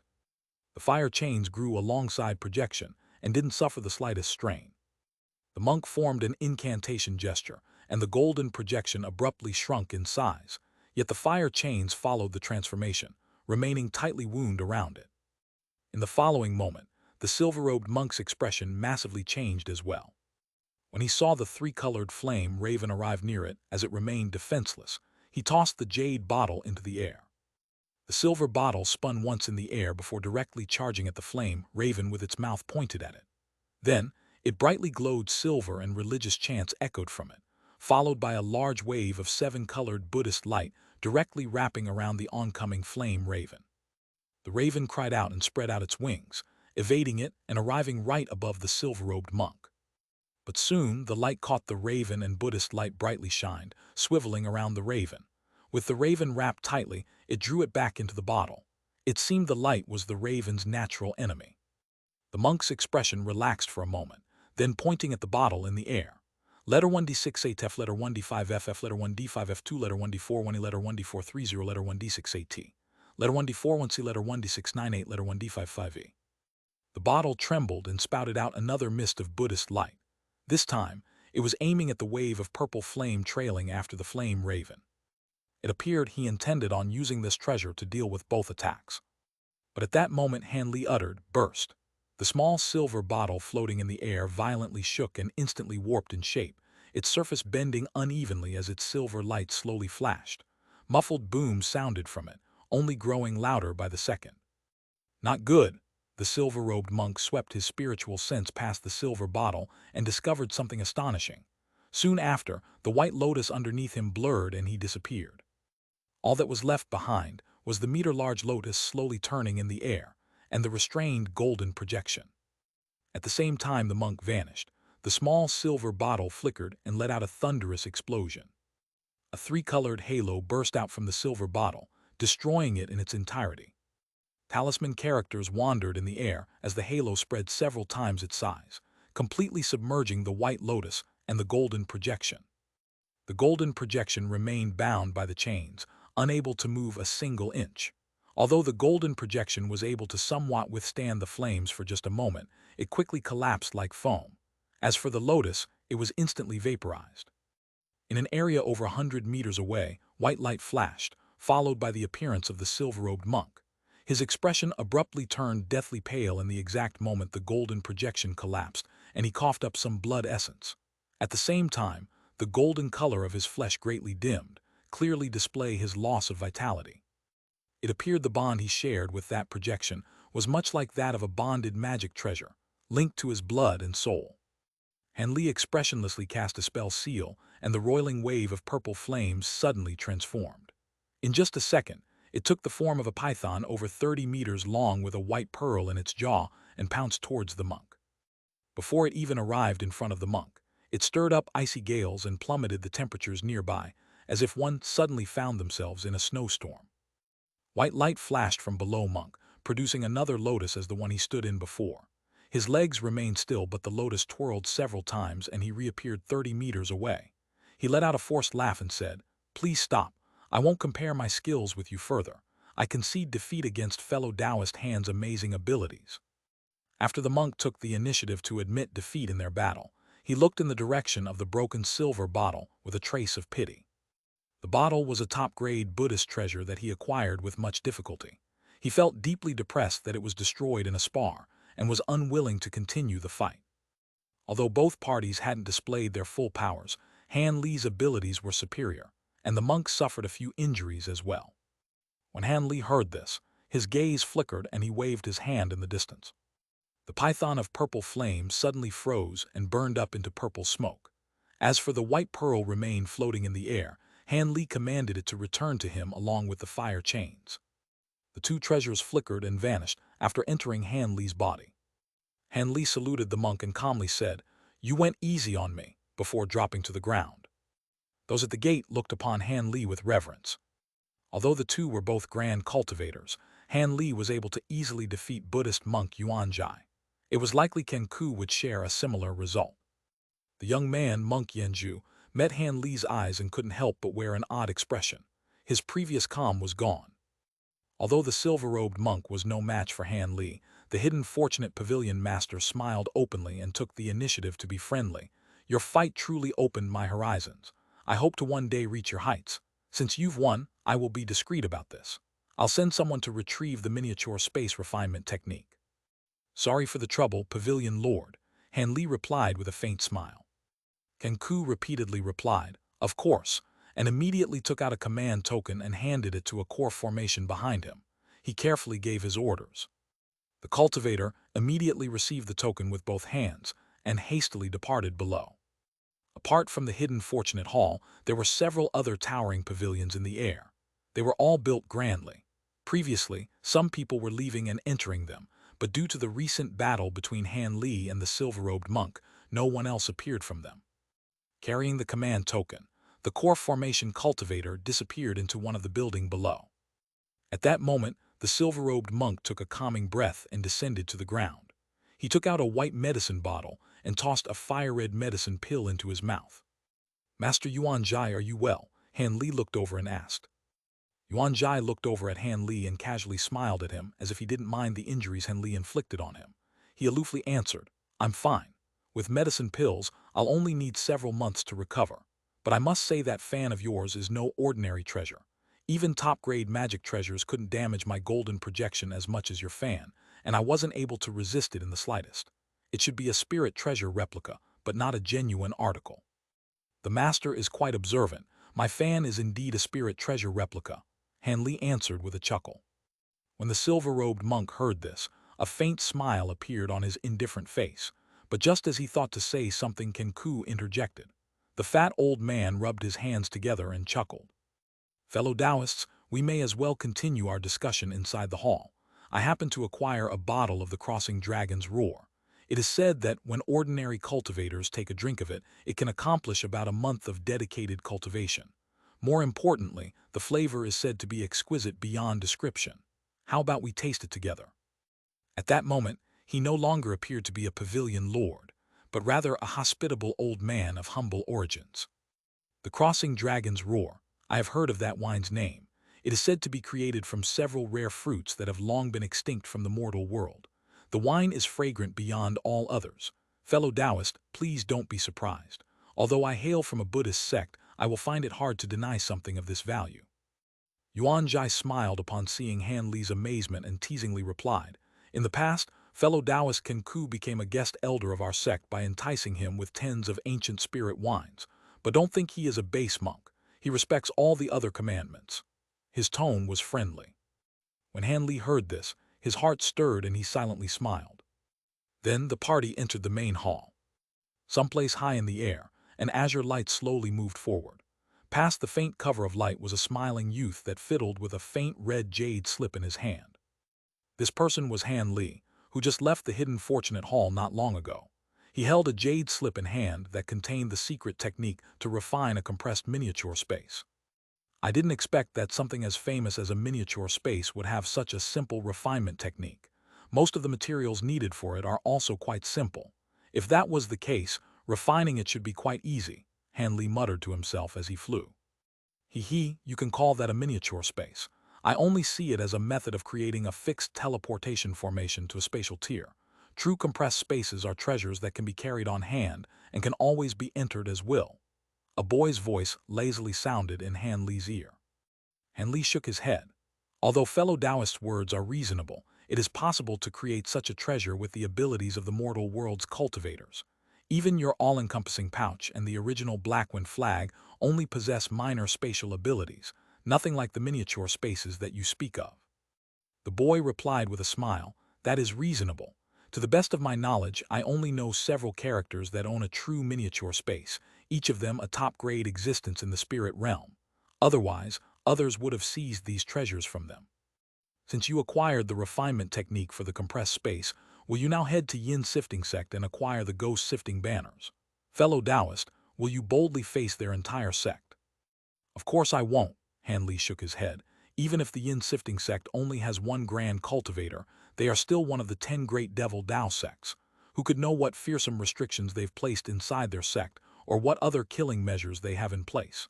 The Yin Sifting Sect has an ancient legacy. I don't plan on risking my life over this." "Then you mean," the boy's curiosity was piqued. "It's quite simple to take out evil. I must first take out their king. After I deal with the Yin Sifting Sect master, I'll finish off the rest of the nascent soul elders of the sect. Furthermore, we're made inquiries about them before. Over these past few years, there are many devil Tao sects that have been eyeing their position in the 10 great sects. This Yin Sifting Sect master has also been leaving the sect often. We'll only need to wait for an opportunity to kill him outside of the Fangmeng Mountains. Without a grand cultivator standing guard, the restrictions at the Yin Sifting Sect will be particularly powerful, but that isn't anything that I'll have to worry about too much. However, before I take action, I'd best start on other objectives. After all, I'll have to finish the matter quickly after I start. If a deity transformation cultivator finds out to discover me and decides to interfere, it will be greatly troublesome." Han Li's voice turned sullen. The boy smiled. "That is so. The grand cultivators of the mortal realm can't take actions as they wish. If you intended on destroying such a large sect, I fear one of those fellows won't be able to sit still." This time Han Li didn't reply. He simply wore a cold smile. After he withdrew the jade slip from his hand, his speed increased several times and he disappeared from the nearby skies in the blink of an eye. Many years passed. A massacre was occurring in a nameless mountain range, bordering the Feng province in Han County. It consisted of 6 black-robed cultivators commanding over 1,000 armored, refined corpses to surround and kill several tens of differently dressed cultivators. The armored corpses weren't weak, and with the addition of the black-robed cultivators commanding them, their corpse chi soared. In only the time it took to finish a meal, the corpses easily devoured the party of cultivators apart from the most powerful core formation cultivators of the group. These survivors felt that they would soon face their deaths as well. But at that moment, a shrieking whistle sounded from the distant sky, the sound seemingly capable of spreading through all of the 9 heavens. When the cultivators in this battle heard this, they felt their ears ache until they only heard loud ringing. When the black-robed cultivators heard this, their expressions massively changed. As for the cultivators that were surrounded, joy beamed from faces. Spiritual light flashed from the distant, followed by the faint sounds of thunder. An emerald-green acre-large cloud streaked over to them. At its incredible speed, it traveled over 300 meters in the blink of an eye to where the cultivators were fighting. At that moment, a cold voice sounded from the air. Following a black flash, a vague silhouette strangely warped into view. I was wondering who thought to personally bring a force to attack my sect. It turned out to be the Blood-Bone sect's fellow Taoist Bai. Soon after, this person waved his sleeves in a dance, sweeping flashes of silver light to cut the oncoming green cloud. "Old Devil Fang!" A cry of surprise was shouted from the devilish cloud, and it immediately changed direction to flee. "Humph, since you've arrived at the border of the sect, there is no need for you to leave." Following an icy snort, the gray light chased after the cloud, the gray light traveling several times faster as its color turned pitch black. In a short amount of time, they revealed over 100 kilometers in their pursuit, and they disappeared from the horizon. When the black-robed cultivators saw this, they regained their calm and commanded the armored corpses to resume their attacks with increased intensity. As for the surrounded cultivators, their hopeful expressions were replaced with despair after they saw what happened. Despite this, they strived their hardest, managing to kill many armored corpses before they were eventually wiped out. Afterwards, the black-robed cultivators released black pouches which absorbed the armored corpses into them, but they didn't immediately depart. Rather, they whispered among each other as they looked to the distant sky. After some time passed, the light flashed from the sky, and a black streak was flying back in their direction. The black-robed cultivator immediately stopped talking. They split into two rows, standing at attention. Black light flashed in front of them to reveal a silhouette wrapped in black chi. "We pay our respects to the sect master." These black-robed cultivators grandly saluted with reverent expression. The silhouette in the black chi asked, "Have those from the Blood-Bone sect been wiped out?" A lanky old man took several steps forward and solemnly answered, "Please be at ease, sect master. Of the 73 Blood-Bone sect members that entered, all are dead. Not one escaped." The silhouette coldly said, "The flesh body of that Blood-Bone sect elder Bai Hu has also been destroyed. Only his nascent soul escaped me. After this, I presume that the Blood-Bone sect won't dare to launch another sect on me. Humph! Were it not for our lacking numbers, I would have sent our sect to eliminate them." The other black-robed cultivators didn't dare to speak, and simply stood there awaiting further orders. After muttering to himself for a long while more, the silhouette eventually commanded, "There's nothing else to do here for the time being. First, return to the sect. I have other matters I must deal here with myself. I'll return later. Letter 1D4BB, letter 1D633, letter 212F, letter 212F, letter 1D464, letter 212F, letter 1D4B7, letter 1D450, letter 2134, letter 1D4FA. As you command." The black-robed cultivators didn't dare to raise any opposition, and all acknowledged his orders. Afterwards, they took off in streaks of various colored light, cleanly departing from the area. Now, all that remained in the area was silhouette wrapped in black chi. He looked in the distance and remained motionless in place. After an unknown amount of time passed, he eventually said, "Isn't it about time for you to appear after watching so much? Could it be that you wish for me to force you to appear?" Once he said that with a hostile tone, he looked around to a nearby area with seemingly no one there. In a flash of azure light, a youth in azure robes appeared with his hands behind his back. "Oh, it seems you are deserving of your position as the yin-sifting sect master to have discovered me. But why would you reveal me after you sent off your disciples? Could it be you don't wish to involve them?" The youth was Han Li. His objective was the silhouette in the black chi, the yin-sifting sect master Fang. To tell the truth, to intercept the sect master, he watched over the Fangmeng mountain range for at least half a year. Now that an opportunity finally arose, he stealthily followed after him. "It's you." When the sect master Fang saw Han Li's face, his body trembled and he fiercely glared at him. "So it appears sect master Fang recognizes me." Han Li's face remained indifferent. "So you've managed to enter late nascent soul stage. Did you come here intending on killing me?" The black chi surrounding the sect master vanished to reveal a man in his late 20s with an extremely pale complexion. A green light faintly glinted from his eyes. "That's right. Since I'm here, only one of us will be leaving this place." Han Li spoke leisurely as if he were only having a chat with a friend. When the yin-sifting sect master heard Han Li's words, his expression changed several times, but eventually, green light flashed from his eyes as he raised his head in wild laughter. "Good, very good. Even if you didn't come seek me out, I eventually planned to hunt you down in the heavenly south. They say Old Devil Kian and North Night Palace's master Arctic Dragon have died by your hand. To tell the truth, I don't believe those rumors, so your trip here to seek your own death is something I could only wish for. I will be sure to avenge the deaths of my wife and our sect elders." Soon after, his figure spun and black chi appeared around him. In the blink of an eye, he was completely engulfed and ghostly wails yelled around him. Several tall figures strangely appeared within the chi. Even though the black chi was extremely dense, Han Li was still able to identify the devilish being within the black chi. They consisted of 3 tall and burly corpses in suits of black armor. One was wielding a shimmering yellow short halberd, the other was wielding a green spear, and the final one had a shimmering silver mace hoisted up on its shoulder. The 3 corpses all had sharp fangs and green light dancing within their eyes. All of them seemed to possess nascent soul stage power, and particularly worthy of note was that corpse with the mace hoisted up on its shoulder. The devilish chi emanating from its body was especially dense, suggesting that it was already at the mid-nascent soul stage. Han Li was slightly surprised by this development, but he wasn't fearful in the slightest as he summoned a small black vial before making a hand seal. 5 bursts of grayish-white light erupted from within the vial before transforming into 5 humanoid skeletons. As soon as they emerged, they began to let loose bursts of unsettling cackling. At the same time, an astonishing amount of grayish-white devilish chi began to emanate from their bodies, giving them a very sinister appearance. Unbroken Sync Devils. The Yin-Sifting Sect master's heart sank upon seeing this. He and old devil Qian had been martial brothers for many years, so he was obviously able to immediately identify that these were his unbroken sync devils. Just as bewilderment was surging through his heart, pairs of bone sabers appeared in the hands of the 5 devils at Han Li's behest, and those sabers came crashing down viciously without any hesitation. As things currently were, the Yin-Sifting Sect master had no time for hesitation.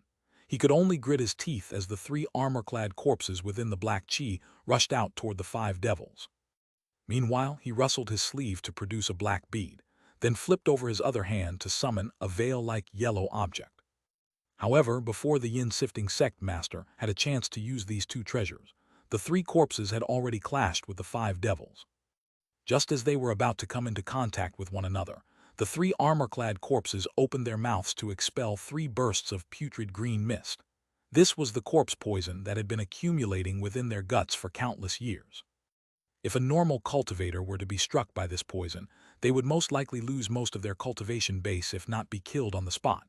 However, the 5 devils weren't humans, and they saw no need to evade these bursts of green corpse poison. Instead, they also opened their mouths to blast forth bursts of glacial flames of different colors. This wasn't a casual sparring match.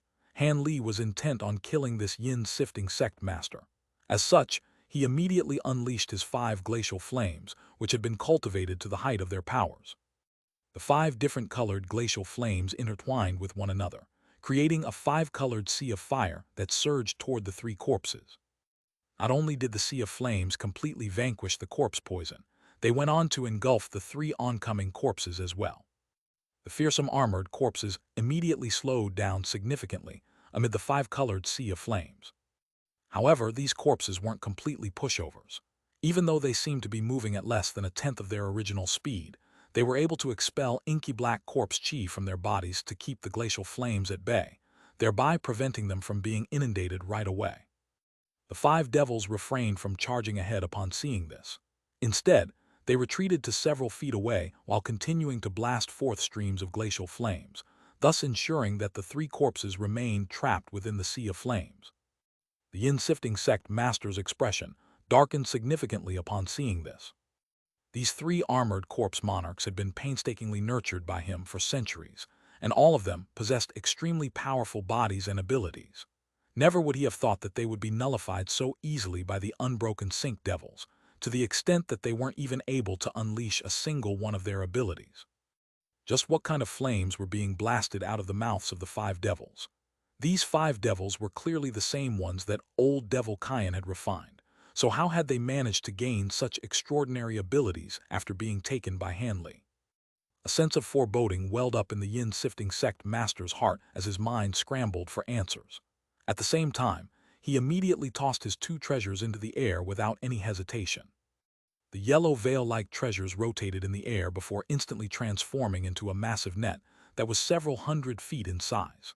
The net seemed to have obscured the entire sky, and Han Li, as well as the unbroken Sync Devils, were all under its scope. Meanwhile, the black ball flew slowly through the air in a completely mundane manner, flying behind the net in hot pursuit. Han Li's brows furrowed as he immediately blasted a small azure cauldron out of his mouth. He laid a hand onto the cauldron, and a plume of azure threads shot forth from within amid a flash of spiritual light, creating a vast expanse of azure light that kept the massive net at bay, preventing it from descending any further. At the same time, the trifling fan and the eight-spirit ruler appeared in his hands, and he waved the latter gently through the air. A silver lotus flower immediately appeared beneath the black ball, and before the latter even had a chance to reveal its powers, it was completely immobilized on the spot, unable to advance even an inch further. Han Li didn't know what that ball was, but a shiver ran down his spine for some reason when he saw it flying toward him. As such, he immediately unleashed his eight-spirit ruler to trap that ball, and only then did he heave an internal sigh of relief. The yin-sifting sect master hurriedly tried to use his spiritual sense to withdraw the black ball upon seeing this, but it seemed to have been frozen in midair and completely failed to react. The old devil was struck by the urge to cuss out loud. This ball was no ordinary treasure, and he had intended to catch Han Li by surprise with it in order to bring him down in one fell swoop. However, he didn't think that Han Li's instincts would be so sharp. Not only was he not allowing the ball to approach him, he had also completely immobilized it. As such, the old devil's plan had completely fallen through. Right at this moment, Han Li also sprang into action. A loud thunderclap rang out as a pair of azure and white wings appeared on his back. He gently flapped those wings before disappearing soundlessly on the spot with his trifling fan held tightly in his grasp. The yin-sifting sect master's heart jolted upon seeing this. He hurriedly made a hand seal to summon the black chi around him back to his body, creating a suit of inky black armor in the blink of an eye. He then let loose a low roar as resounding booms erupted all over his body. Countless arcs of blue lightning surfaced over his armor, making it appear as if countless shimmering blue snakes were roaming over his suit of armor, creating an extremely formidable sight to behold. Right at this moment, spatial fluctuations appeared behind him, following which a humanoid figure appeared, seemingly out of thin air.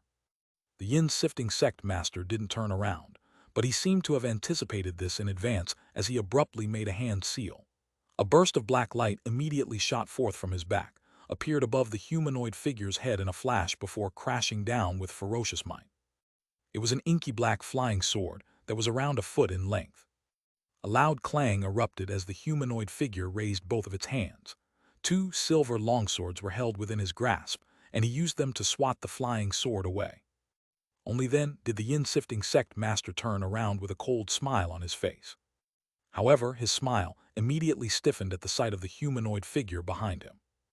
Even though the humanoid figure was completely identical in appearance to Han Li, there wasn't even a single trace of vitality in its body. It was like an inanimate object. Just he was about to assess this, Han Li, with his spiritual sense, an arc of azure light flashed in the air overhead, and the true Han Li emerged. He then immediately swept his triflame fan downward without any hesitation, sending a pillar of three-colored flames hurtling down below. Even though this was the first time the yin-sifting sect master had seen this fan, the terrifying fire attribute spiritual power imbued within it alerted him to the fact that it was not to be taken lightly. He bent his knees, and his legs were like coiled springs, launching him backward in retreat at an astonishing speed. Not only that, but during his retreat, he pointed a finger toward Han Li from afar. The countless blue lightning snakes roaming over its body shot forth in a flash, hurtling toward Han Li amid a burst of explosive thunderclaps. He then opened his mouth to blast forth an extremely smooth jade panel, which swelled drastically as it flew through the air. At the same time, he flipped over his other hand to summon a sharp golden spike. He hurled the spike viciously through the air, and it only flashed twice before it was upon Han Li, attempting to pierce through his body at an incredible speed. A normal nascent soul cultivator definitely wouldn't be able to evade such a rapid attack. But after cultivating the 9 Gale transformations, Han Li was able to twist his body to the side in an impossible angle as if he had no bones, thereby allowing him to easily evade the golden spike as it flew past him several feet away. At this point, the yin-sifting sect master was over 200 feet away from Han Li, and he was looking on at Han Li's contortion skills with astonishment in his eyes. After Han Li's body returned to normal, he appraised his opponent with a cold expression before suddenly clasping his hands behind his back and letting loose a cold harumph. The yin-sifting sect master was initially a little perplexed by Han Li's actions, but as soon as his cold harumph reached his ears, he felt as if a sharp spike had been driven into his brain. The excruciating pain caught him completely off guard, and he doubled over with his hands clawing at his own head as his expression was twisted to the extreme.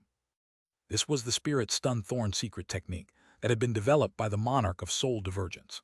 Han Li had already reached the final layer of the great development technique, and his cultivation base was at the pinnacle of late nascent soul stage, so this spirit stun thorn attack was virtually as powerful as it possibly could be.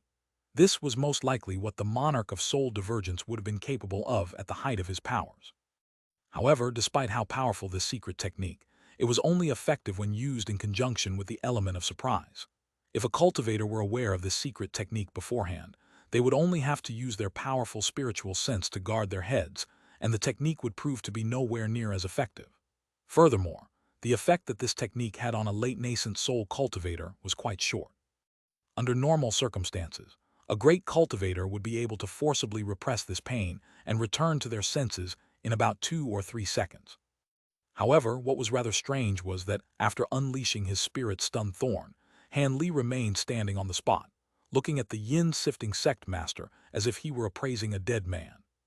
The yin-sifting sect master recovered even more quickly from the spirit stun thorn than Han Li had anticipated, returning to his senses virtually in the blink of an eye before an expression of fury appeared on his face.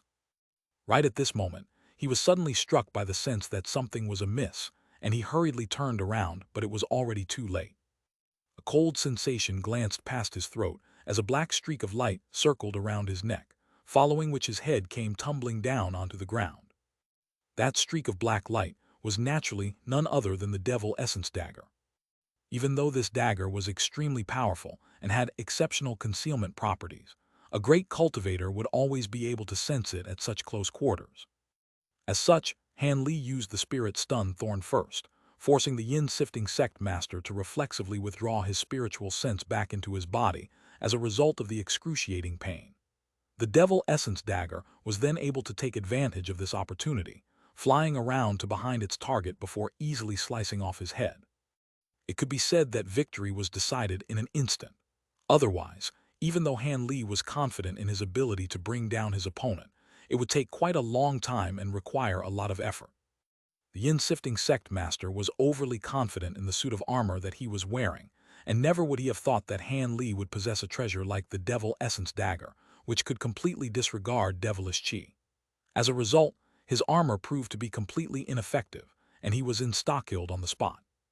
Immediately following the yin-sifting sect master's decapitation, Han Li suddenly spread his thunderstorm wings and disappeared as an arc of azure lightning.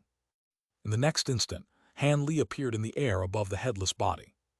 However, right at this moment, the headless body suddenly began to expand drastically before exploding violently, sending a burst of blood mist hurtling toward Han Li. Han Li was given a massive fright and immediately raised both hands at once. 2 thick arcs of golden lightning immediately shot forth amid a resounding thunderclap, splitting up to form a large golden net before retaliating against the crimson mist. This crimson mist had to be some kind of sinister secret technique that allowed a cultivator to use its body as a weapon, but the divine devilbane lightning just so happened to be able to completely nullify it. As such, as soon as the two clashed, the oncoming cloud of crimson mist was immediately vanquished amid flashes of golden light.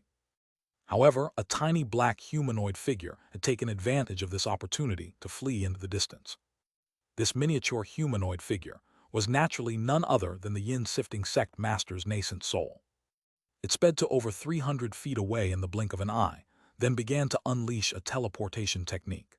After 2 flashes in quick succession, it appeared a further several hundred feet away, thereby taking it to over 1,000 feet away from Han Li, and it appeared that it was going to escape. Han Li's expression darkened upon seeing this before a cold smile appeared on his face.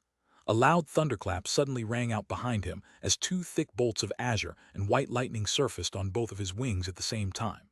Immediately thereafter, balls of lightning appeared behind him before revolving around his wings. He flapped his thunderstorm wings, and all of the balls of lightning exploded at once, injecting arcs of azure and white lightning into his wings. Han Li transformed into an arc of lightning, and disappeared amid another resounding thunderclap. In the next instant, he had appeared 300 feet away before abruptly vanishing once again amid another thunderclap. On the next occasion, the arc of lightning appeared several hundred feet away, and it was close to catching up to the fleeing nascent soul. The yin-sifting sect master turned around just in time to witness Han Li unleashing his extraordinary movement technique, and a surge of panic immediately ran through his heart. He knew that he couldn't afford to conserve his power any longer as he made a hand seal, and his nascent soul disappeared as a streak of crimson light, attempting to flee by using his teleportation technique in quick succession. At this moment, Han Li appeared around 400 feet behind the nascent soul, and he harumphed coldly upon seeing this.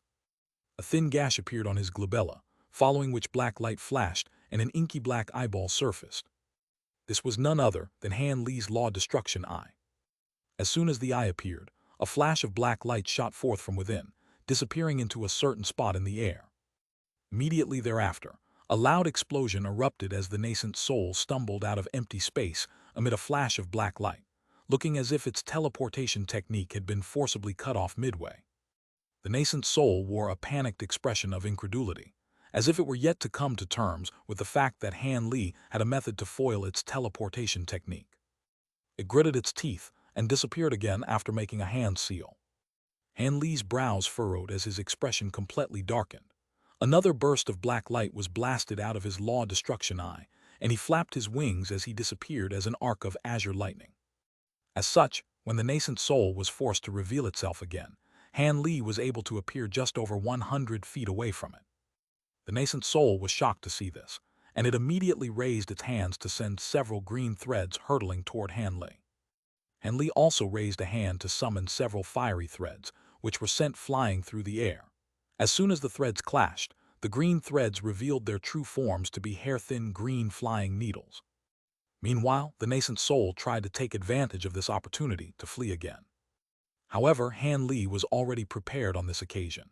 He swept his sleeve through the air in an expressionless manner as he blasted forth an arc of golden lightning, which then disappeared on the spot. In the next instant, a loud thunderclap erupted up ahead, and the yin-sifting sect master's nascent soul let loose a cry of anguish before clasping its hands over its chest. A tiny golden sword that was several inches in length was protruding from its chest, but it didn't seem to have completely punctured the nascent soul's body. However, the arcs of lightning emanating from the tiny sword were well and truly striking the nascent soul. The cultivation art used by this yin-sifting sect master was clearly also a type of ancient devilish art. After the nascent soul was struck by the arc of golden lightning, an expression of agony appeared on its face, and it appeared to be on the brink of falling apart. Han Li's body swayed, and he appeared in the air directly above the nascent soul. He then rubbed his hands together to produce another thick bolt of golden lightning amid an astonishing burst of rumbling. "Please wait, fellow Taoist, I have something to say," the nascent soul cried out as its face turned deathly pale. "I have no interest in hearing what you have to say." Han Li harumphed coldly as he raised a hand, following which the golden arc of lightning transformed into a massive golden python before crashing down from above. The yin-sifting sect master was absolutely horrified. However, even though its nascent soul had suffered severe wounds, it naturally wasn't going to give up without a fight. As such, spiritual light flashed from its body as it prepared to unleash some kind of secret technique as a final roll of the dice. However, right at this moment, a clump of azure threads suddenly appeared out of thin air several tens of feet beside it, catching it completely off guard and tightly binding its body.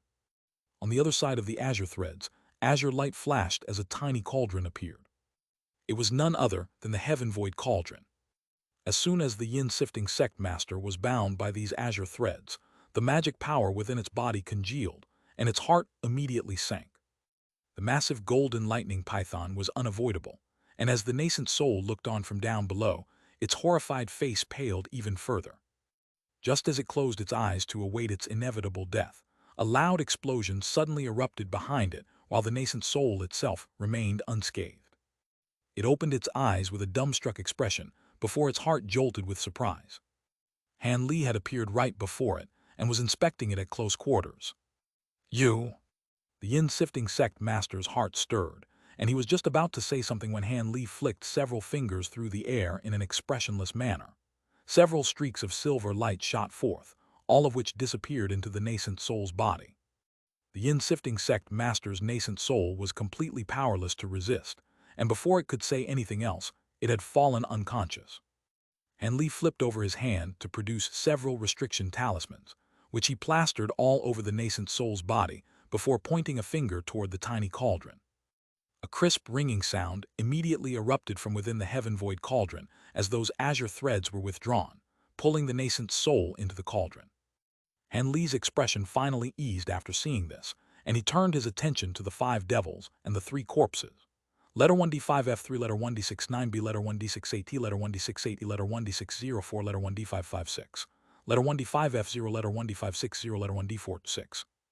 At this point, the 3 devils were still completely trapped by the glacial flames being expelled by the 5 ghostly heads.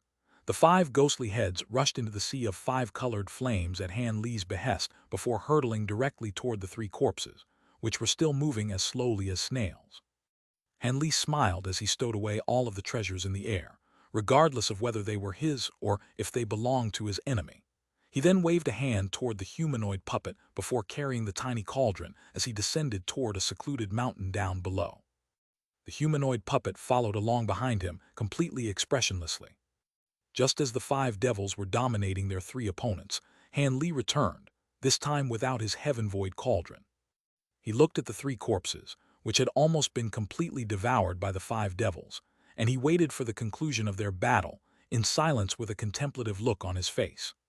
"Have you really decided to infiltrate the yin-sifting sect alone?" The voice of a small child sounded. "It shouldn't be a very dangerous endeavor.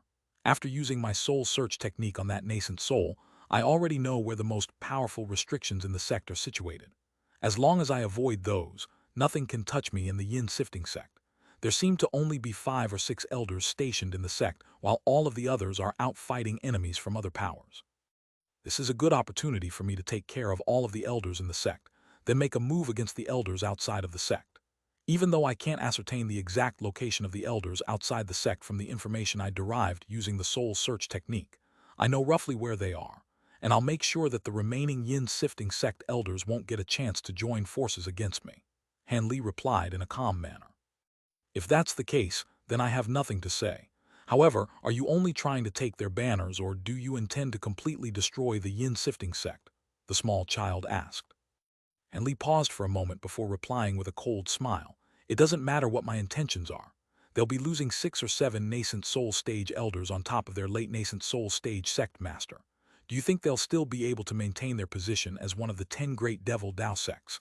When that time comes, all of their enemies will destroy them in my stead. I won't need to dirty my hands at all." "What you're saying makes sense as well. Seeing as the yin-sifting sect is a prominent sect of the devil Dao, they'll definitely have a lot of enemies. Otherwise, the yin-sifting sect master wouldn't have appeared here," the small child agreed with a smile. A faint smile also appeared on Han Li's face as he flipped over a hand to produce a black ball. He then fell silent as he began to scrutinize the ball. However, only a short while had passed before he abruptly patted his storage pouch to summon a wooden box. He blew toward the box, and the lid flew off of its own accord. The contents of the box comprised of a crimson ball, upon which was plastered several restriction talismans. This was none other than the treasure that Han Li had taken from the gray-robed monk by the name of Mo Ju from the profound Jade cave of the North Night Palace. Han Li placed the black ball into the wooden box as well before carefully inspecting it. At first glance, the black ball was completely dull and lusterless, giving off a nondescript and mundane air. However, upon closer inspection, one would be able to discover that there were profound grayish-white runes visible on its surface. At the same time, Han Li was able to use his spiritual sense to peer deeper into the ball, where he discovered that there were miniature clouds of inky black mist situated within. All of these clouds were tumbling and surging erratically, and they seemed to be imbued with extremely fearsome and pure devilish qi. Only after a long while did Han Li withdraw his gaze from the black ball before turning his attention to the crimson ball again. After a brief assessment, he discovered that there was also extremely astonishing fire attribute spiritual power lurking within. He stroked his chin as a contemplative look appeared on his face. "I didn't think that someone would have been capable of refining thunder bombs in the human world, even in ancient times. I wonder if the ancient cultivators figured out the refinement method for themselves, or if someone from the spirit realm bestowed the method upon them," If it's the former, then so be it, but if the latter is true, then that person most likely harbored some sinister intentions, the small child sighed. Han Li was a little surprised to hear this. Thunder bombs.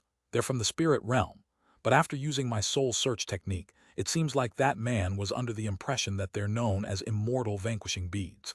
They seem to be extremely powerful, and even a deity transformation cultivator wouldn't be able to survive unscathed if they were to be struck by this bead.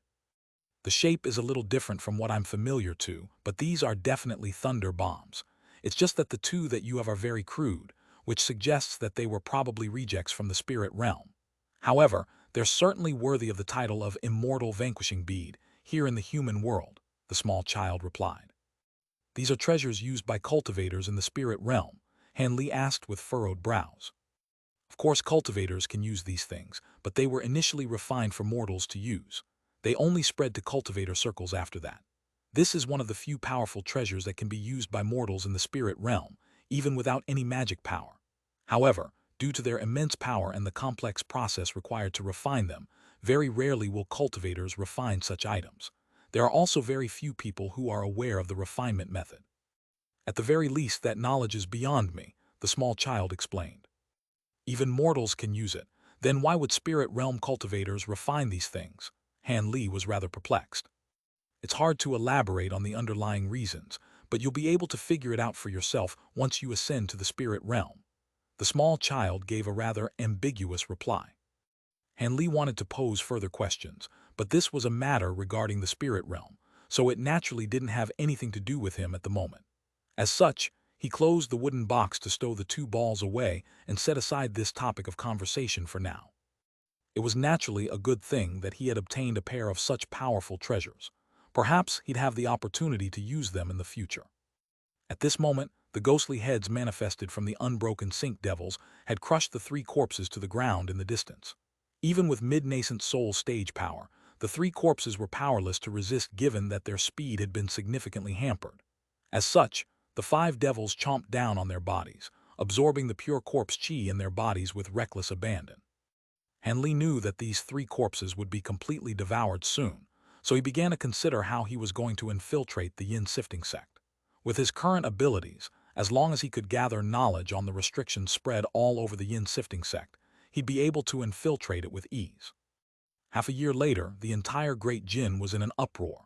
Within the short span of half a year, 7 or 8 nascent soul cultivators from the Yin Sifting Sect, including the sect master, disappeared in quick succession.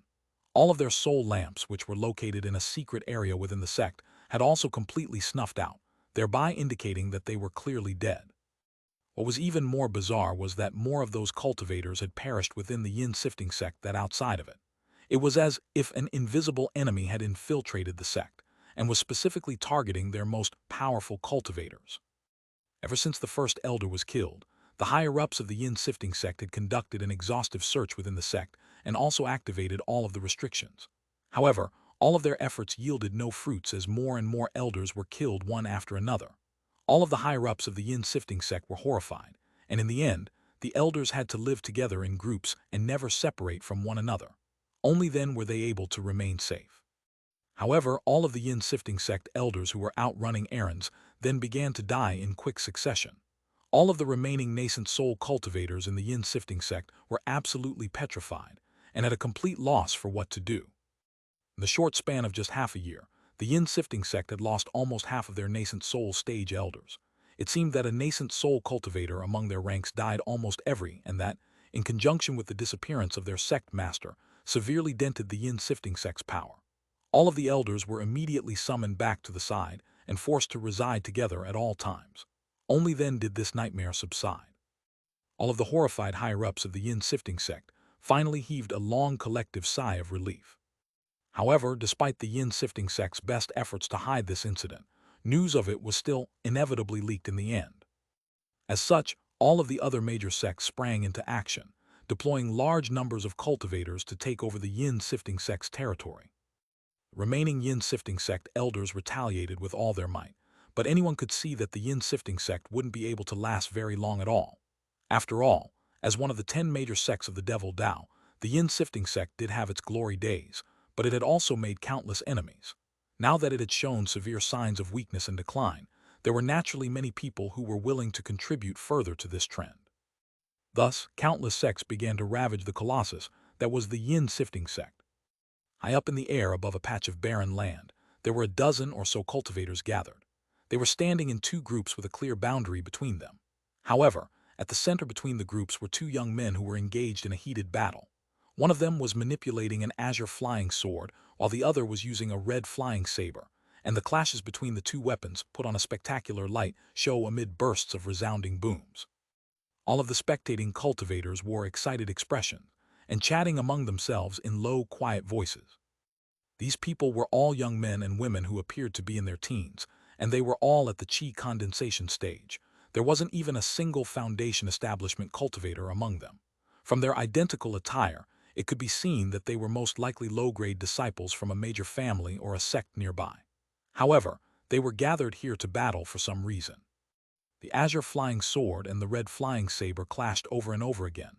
The azure sword seemed to have gained the upper hand, and the red saber was slowly being forced into retreat. Tusk, the azure spirit sword sure is quite powerful. It looks like senior martial brother Lin is going to win, a beautiful young woman said to the young man next to her with a smile on her face. HMPH, so what? If he wasn't from the Lin family, how could he possibly have a mid-grade spirit tool at just the chi condensation stage? He's got a major advantage from the silver spoon in his mouth. If I had a treasure like that, I definitely wouldn't lose to him. The young man was not very pleased, but he only spoke in an extremely quiet voice, as if he were afraid of being overheard. The young woman giggled upon hearing this. Even though she was only in her youth, there was already a hint of seductive charm about her. Before she had a chance to say anything else, the young man cast his gaze toward the distance in an errant manner before suddenly letting loose a cry of surprise. "What is it?" the young woman asked in a surprised voice before also turning her attention that direction, upon which an astonished look appeared on her face. There in the distance, a peculiar humanoid figure could be seen. The humanoid figure clearly had the appearance of a human male, but he had a massive pair of wings on his back. There were azure and white lightning flashing incessantly over the wings, but they were completely silent, thereby allowing him to avoid detection from all of the low-grade cultivators down below. If it weren't for the fact that the young man just so happened to have glanced toward that direction, the two of them would have been completely oblivious as well. The man had his hands clasped behind his back and continued onward without even sparing a glance at the low-grade cultivators down below. He seemed to be looking at something in the distance, but there appeared to be nothing in the sky aside from a few white clouds. What was that? Could that be a high-grade demon beast? The young woman was from a family of cultivators, so she had seen some relevant tomes and was aware of the existence of metamorphosis stage demon beasts. No way. Our state of hue is a little secluded, but there's no way that a high-grade demonic cultivator would dare to show themselves in such a blatant manner in broad daylight. It must be a senior with some kind of flight ability. Even though the young man was completely flabbergasted, he was able to make the correct judgment call in a short time. Strangely enough, even though the winged man in the sky was situated very far away from them, he seemed to have heard their conversation and suddenly turned around to look at them. Their eyes met, and the heart rates of the pair of young cultivators accelerated drastically. It wasn't that the man's features were extremely terrifying or anything like that. In fact, his appearance was quite ordinary, to the extent that it was downright forgettable. However, what had struck fear into their hearts was that the man had a vertical inky black third eye on his glabella. That eye was completely wooden and emotionless, and chills ran down their spines at the mere sight of it. What was that thing? Could it be that this really was a high-grade demon beast? Otherwise, how could a human have a third eye? The same thoughts flashed through the minds of the pair of young cultivators. Before the two of them had a chance to yell words of caution to their companions, a burst of black light suddenly shot forth from the winged man's third demonic eye, upon which he instantly disappeared. A dull rumbling then erupted from nearby, following which white light flashed, and a humanoid figure appeared out of thin air, around several hundred feet away from the winged man. This humanoid figure was an elderly man who appeared to be in his 60s. His hair had been organized into a triangular bun, and his remarkably long face was very attention-catching. As soon as this elderly man appeared, he grabbed the air before him in a vicious manner. Spatial fluctuations erupted as a massive, translucent yellow hand appeared above the winged man's head before swooping down like lightning. However, the winged man seemed to have anticipated this well in advance. His wings merely flapped gently, and he disappeared on the spot as an arc of azure lightning. In the next instant, he appeared elsewhere nearby with a dark expression on his face. Eccentric wind, you've been chasing me for over a month. You clearly know that you have no way to trap me, so why do you insist on prolonging this pointless chase? The winged man roared with furrowed brows.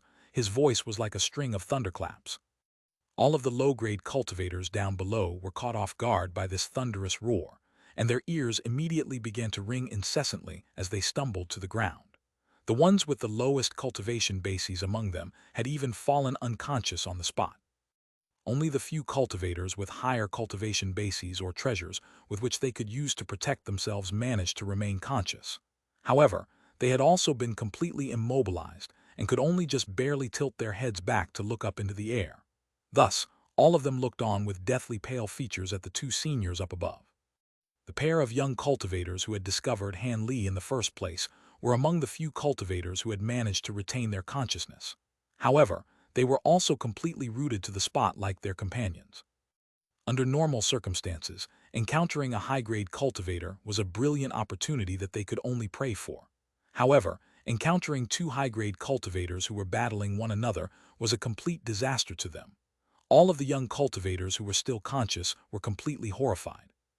They hadn't witnessed a battle between high-grade cultivators in person, but they had heard from the seniors in their sects on more than one occasion about just how terrifying such battles were.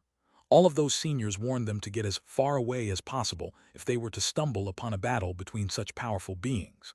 Otherwise, just the residual shockwaves from their clashes could prove to be lethal.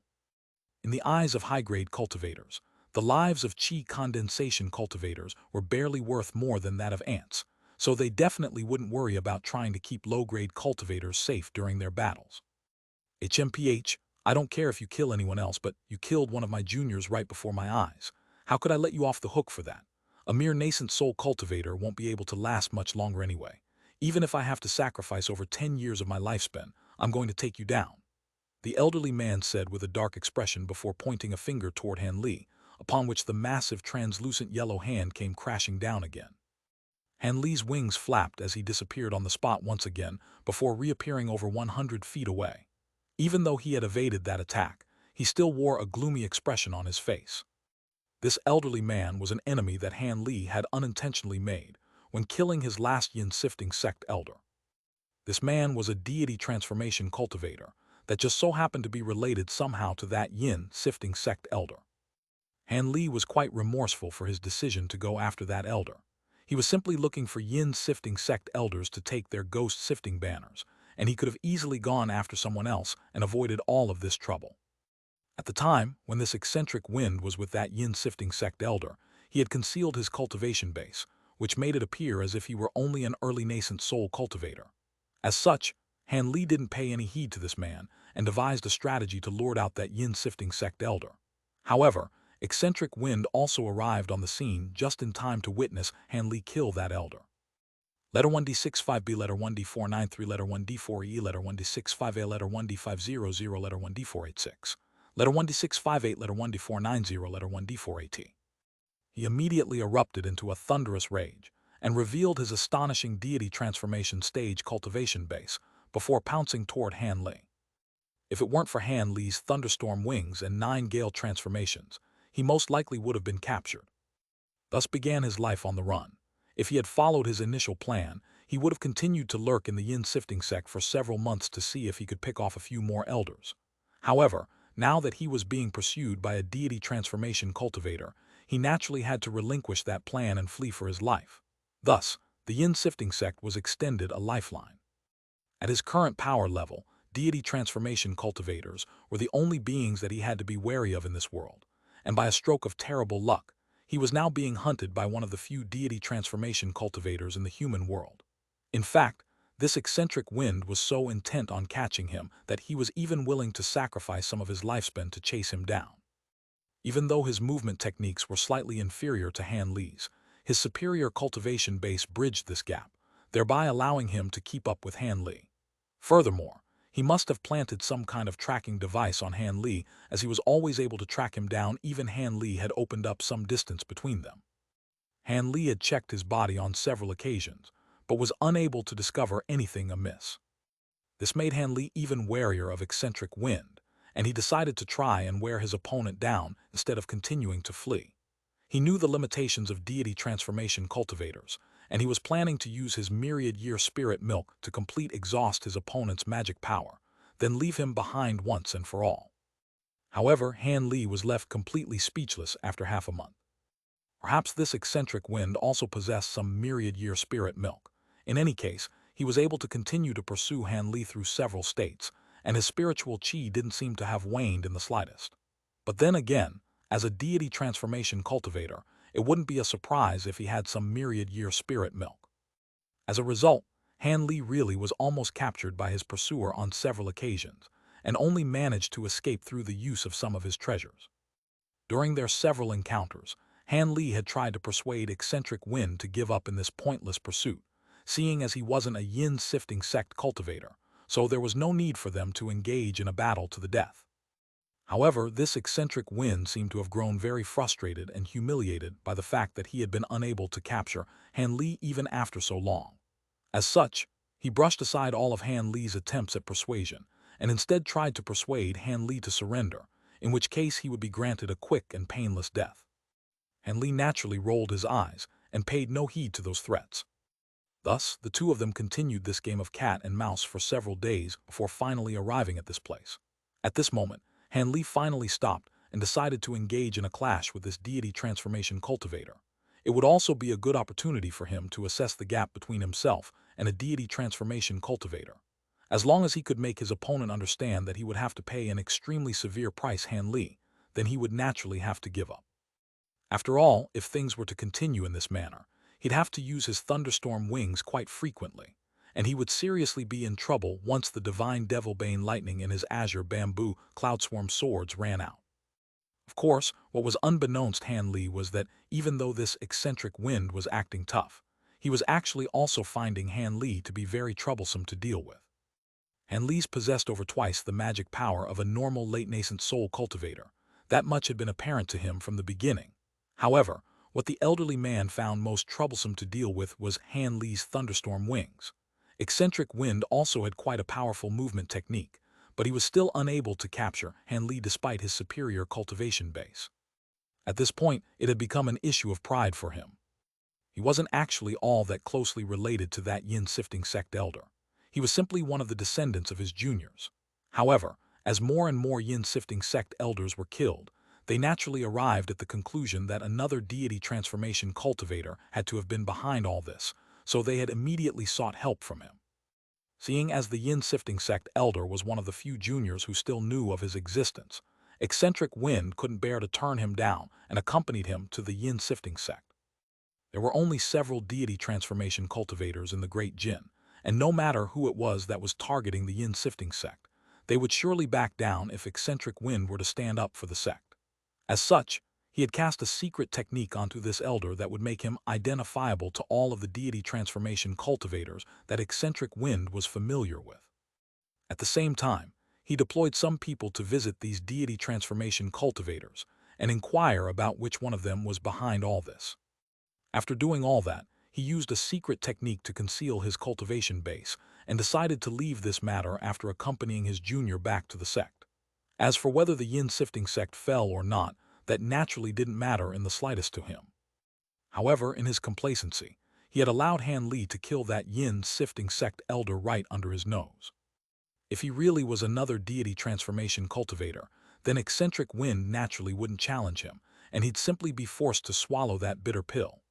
After all, if beings of their caliber were to engage in a battle, the loss of lifespan would be too heavy a price to pay for both sides. However, after identifying the fact that Han Li was only at the late-nascent soul stage, he immediately decided to kill him. Unfortunately for him, Han Li's movement techniques and other abilities were all very troublesome to deal with, making him unable to chase him down even after around a month. He had already expended several years of his lifespan, and almost half of the tiny vial of myriad-year spirit milk he possessed had been used up as well. If he were to give up now, he simply couldn't swallow his pride and allow Han Li to get away. Furthermore, the treasures that Han Li had used were all quite powerful, and he was very tempted to kill Han Li and take those treasures for himself. Meanwhile, Han Li was also becoming quite enraged by eccentric Win's relentless pursuit. Ever since he had progressed to the late nascent soul stage, he hadn't yet unleashed his 2 divine spirit treasures. On top of that, he had infused auric essence into all 72 of his flying swords, and even he didn't know how powerful his aureate sword formation would be. However, he was confident that even a deity transformation cultivator wouldn't be able to remain unscathed if they were to be trapped in it. In any case, he also had those 2 immortal vanquishing beads as his trump cards. Thus, after taking all of that into account, Han Li decided that he had the resources to engage his pursuer in battle. As such, when the massive yellow hand came hurtling toward him again, he didn't use his thunderstorm wings to evade any longer. Instead, piercing golden light flashed as a sword projection sliced the massive hand in half, instantly vanquishing it on the spot. Han Li's retaliation came as a surprise to eccentric Wind, and his eyes narrowed in contemplation. He was already rather confounded by the fact that Han Li was no longer fleeing the scene, so the attack that he had just unleashed was merely something to test the waters with. Now that Han Li was actively retaliating, he immediately realized that this late-nascent soul cultivator seemed to have decided to face him in a direct battle. Eccentric Wind's expression remained unchanged, but a sense of elation welled up in his heart. If Han Li were to continue to flee, he'd have to reconsider whether it was worth sacrificing more of his lifespan to continue in his pursuit. However, now that Han Li had decided to face him in battle, he'd have an opportunity to kill him before taking his treasures. As such, eccentric Wind exhaled and wasted no further time with words as he laid a hand onto the top of his own head. Blue light flashed, and a hexagonal jade plate appeared. It appeared to be an antiquated treasure with mysterious runes of different colors shimmering over its surface. As soon as this treasure appeared, a sinister smile appeared on eccentric Wind's face. In order to end this battle as quickly as possible, he was naturally going to crush his opponent in one fell swoop, thereby minimizing the amount of lifespan he'd have to sacrifice. During his previous brief scuffles with Han Li, he knew that Han Li had some powerful abilities and treasures. As such, he didn't dare to underestimate Han Li and immediately summoned his most powerful treasure. The jade plate began to rotate in midair before rapidly expanding amid a loud ringing sound. In the blink of an eye, it had transformed into a massive plate that was several tens of feet in size before tipping over to face Han Li. Piercing blue light flashed from the plate, and it appeared that something was about to reveal itself. Han Li's heart stirred upon seeing this, and he immediately swept both sleeves through the air.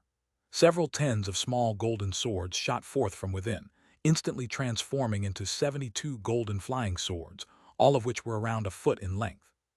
He then made a hand seal, and the 72 flying swords swayed before manifesting hundreds of identical swords. These swords danced through the air before transforming into a vast expanse of golden light, creating a rather formidable sight to behold.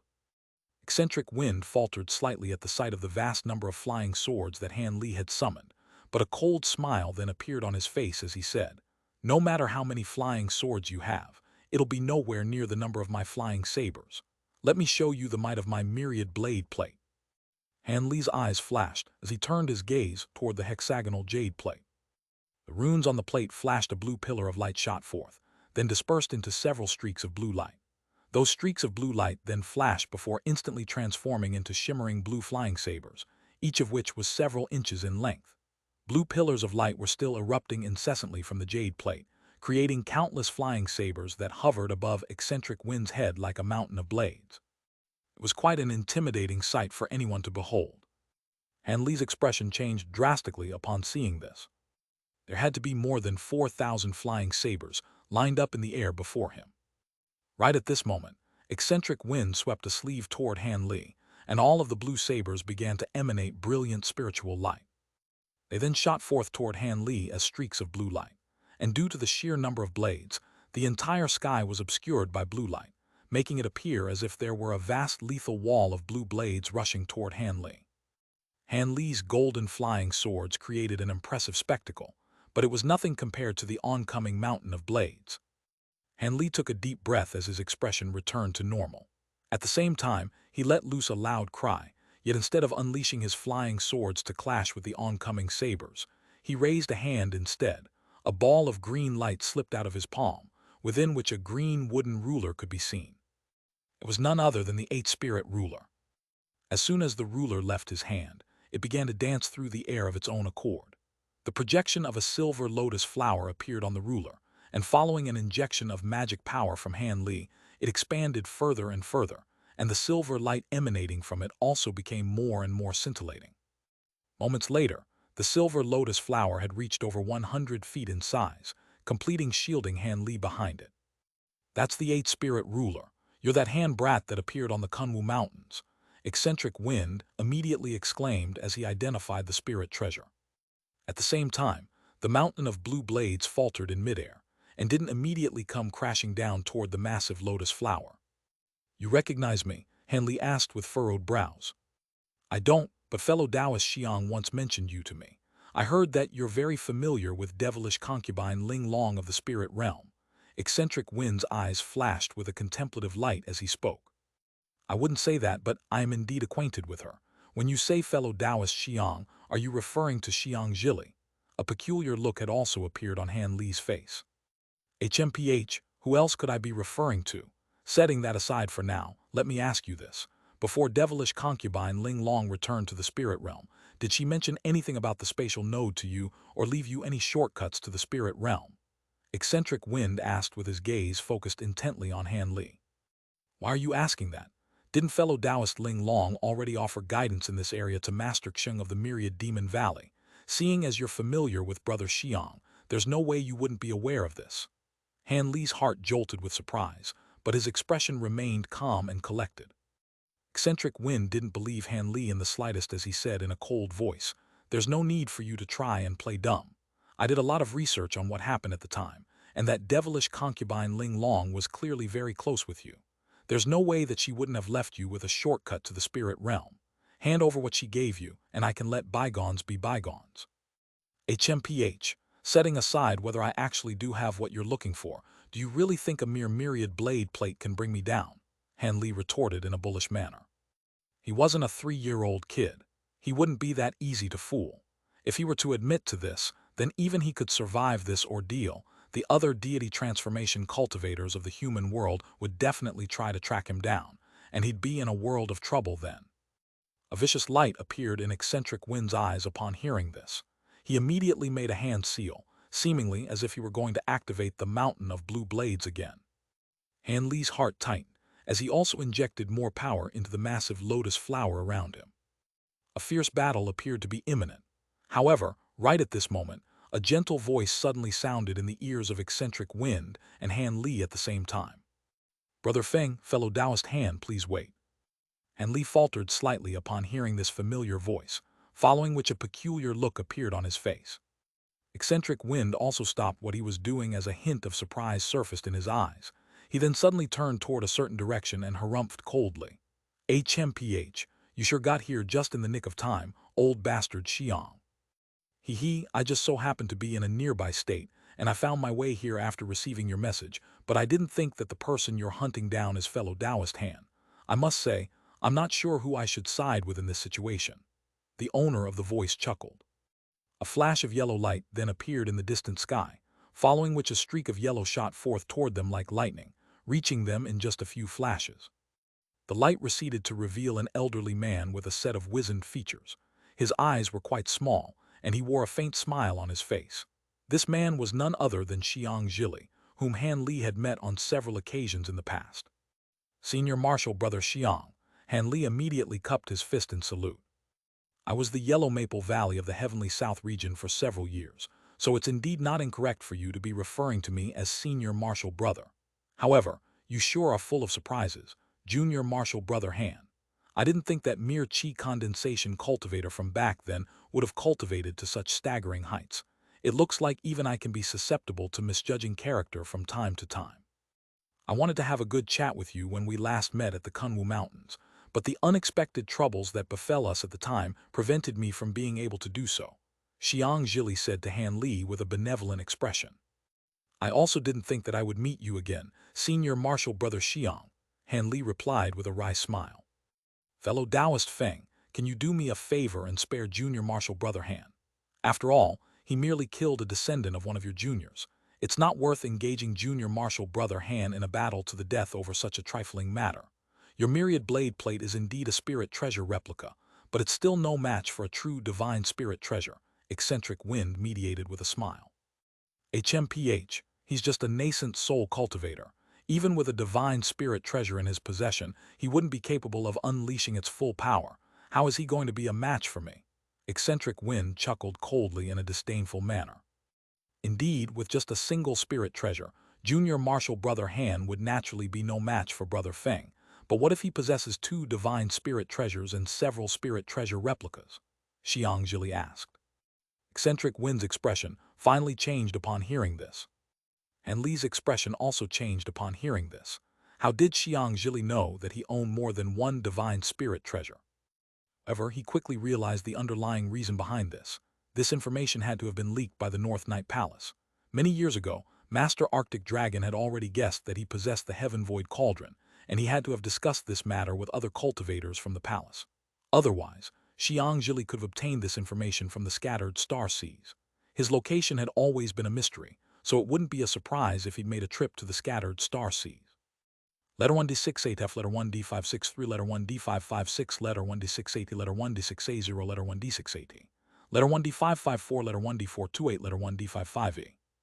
Several possibilities appeared in Han Li's mind, while a wary expression surfaced on his face.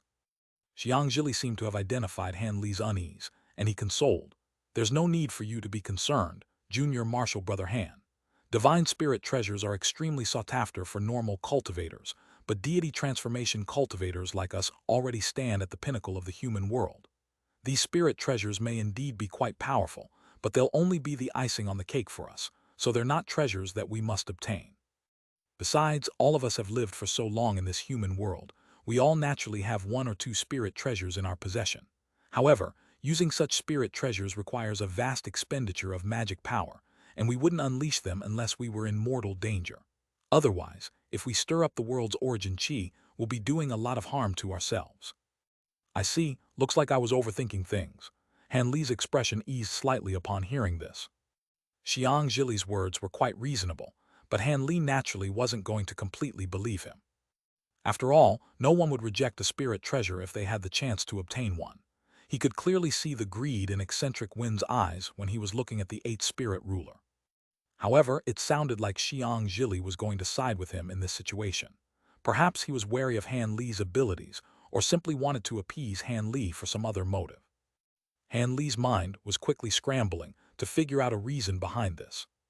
HMPH, what are you trying to say, Brother Xiang? Why do you insist on siding with this Han brat? He may have two spirit treasures, but I can surely take him down if I'm willing to sacrifice over 10 years of my lifespan, eccentric Wind harumphed. You're greatly underestimating Junior Martial Brother Han, Brother Feng.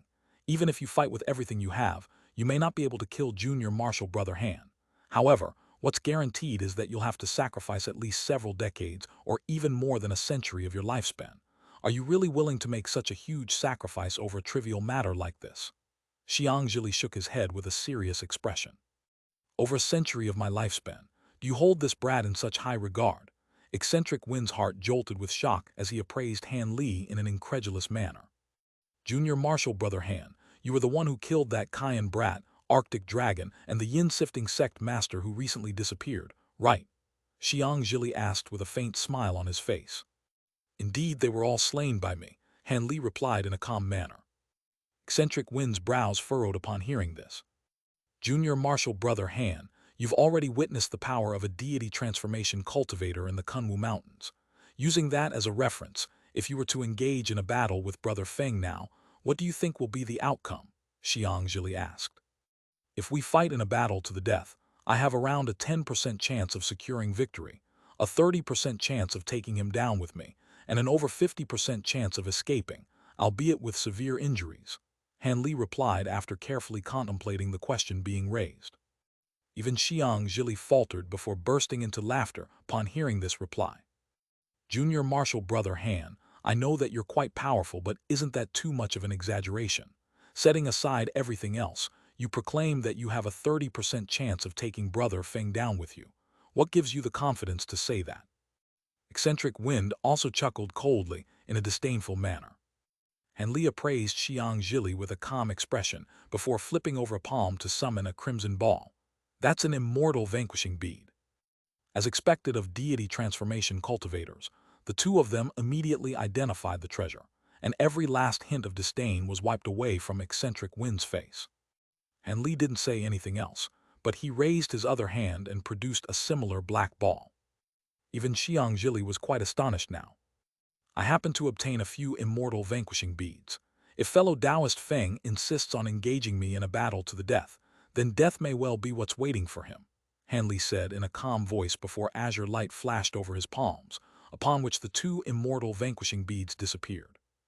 Eccentric Wind and Xianxia glanced at one another, and both of them could see their own bewilderment mirrored in each other's eyes. If there was something in this world that even deity transformation cultivators had to be wary of, then immortal vanquishing beads were definitely one of them. If they were to take a direct hit from one of those things, it would really be quite a troublesome situation. If Han Li had 4 or 5 of those beads, then it really wouldn't be an exaggeration to claim that he could take them down with him. I didn't think that junior martial brother Han would have such powerful treasures. However, I'm sure fellow Taoist Feng will be willing to let bygones be bygones, so you won't have to use those immortal vanquishing beads. Your powers far exceed those of other cultivators at the same cultivation base, so it's not an insult for us to regard you as an equal. What do you think, brother Feng? Xianxia turned to Eccentric Wind with a smile.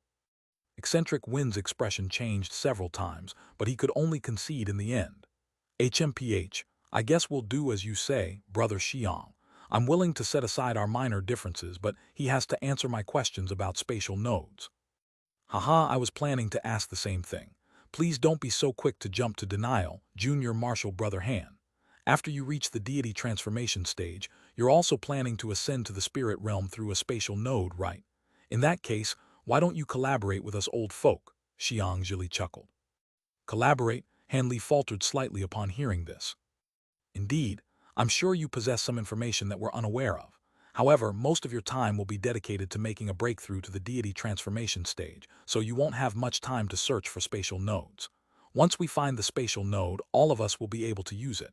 In that case, we should join forces and work together for mutual benefit. What do you think, junior martial brother Han? Eccentric Wind was also staring intently at Han Li, eagerly awaiting his response. Han Li's brows furrowed, and he didn't immediately give a reply. Instead, he fell silent with a contemplative look on his face. Xianxia continued to hover in midair with a calm smile. He seemed to be quite confident and wasn't in a hurry at all. After mulling the notion over for a long while, Han Li finally asked, "Will you and fellow Taoist Feng be the only ones involved in the collaboration, senior martial brother Xiang? Aside from the two of us, fellow Taoist Hu of the Heavenly Devil Sect will also be involved." Initially, fellow Taoist Bai from the High Zenith Sect was also interested, but he has other important matters to attend to, so he won't be able to join us. As such, the three of us will be the only ones participating in this collaboration. Don't look down on us old folk, junior martial brother Han. Aside from old Devil Chi of the Myriad Demon Valley, we are the only deity transformation cultivators in the Great Jin, Xianxia explained with a smile. Are there only so few deity transformation cultivators?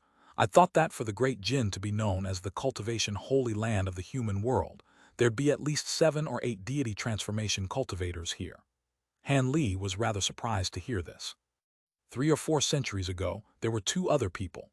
However, the conclusions of their lifespans were approaching at the time, so they decided to cultivate an extremely dangerous secret technique as a final roll of the dice. In the end, both of them were forced into self-detonation, Xianxia explained with a wry smile. Han Li also heaved a faint sigh upon hearing this before asking, "I recall that Fairy Ling Long left you some information, pointing out the location of dozens of spatial nodes. Have you been unable to find even a single one of them, senior martial brother Xiang?" Of course not. Even though most of the spatial nodes have indeed ceased to exist or are nowhere to be found, we still managed to find 3 spatial nodes. However, 2 of them are completely inaccessible due to extremely fierce spatial storms at their openings. Entry would spell certain death for us. The final spatial node can be entered, but it's already extremely unstable and could collapse at any moment. As such, we didn't dare to take the risk. Heard from old Devil Chi that he found a spatial node near the North Night Palace, but the North Night Palace master caught wind of his intentions and detonated the Heaven Void Hall of the North Night Palace, destroying the spatial node in the process. Old Devil Chi almost coughed up blood, such was his fury. It was eccentric Wind who replied on this occasion.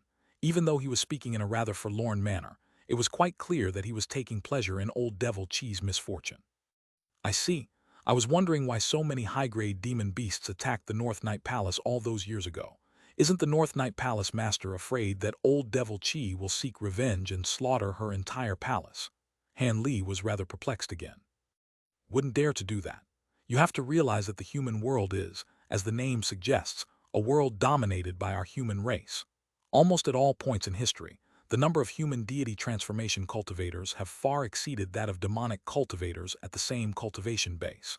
The old devil has managed to survive to this point, as all of the human deity transformation cultivators find it too troublesome to hunt him down. However, he wouldn't dare to do anything out of line, either. That's why we've allowed him to found and expand the myriad Demon Valley for so long. Even so, he was forced to make an agreement with the deity transformation cultivators of the past, stating that his true body wouldn't be allowed to leave the valley for no good reason, and that he was strictly prohibited from the widespread slaughter of humans. Otherwise, all of us human deity transformation cultivators would join forces to kill him, Xianxia explained with a cold smile. I see. I was wondering why such a massive gathering of demonic cultivators, such as the myriad Demon Valley, was allowed to exist in the Great Jin. Han Li nodded with an enlightened expression. However, I recently heard that old Devil Chi seemed to have discovered another spatial node. I'm not sure if this is true or not, and nor do I know whether this spatial node is actually accessible, Eccentric Wind suddenly said. There's no need to mention that. Both fellow Taoist Hu and I have examined that spatial node, and it's only accessible to old Devil Chi due to his superior constitution as a demonic cultivator. There are also spatial storms raging at the opening, and even though it's slightly milder than the spatial storms raging in the other spatial nodes we'd found before, they would still be lethal to us. Old Devil Chi is already planning to rely on his powerful body to enter that spatial node, Xianxia chuckled. Is old Devil Chi really planning to enter that spatial node? This was clearly the first time that Eccentric Wind had been made aware of such news, and he was quite alarmed. Indeed, he'll probably take around a century or two to prepare.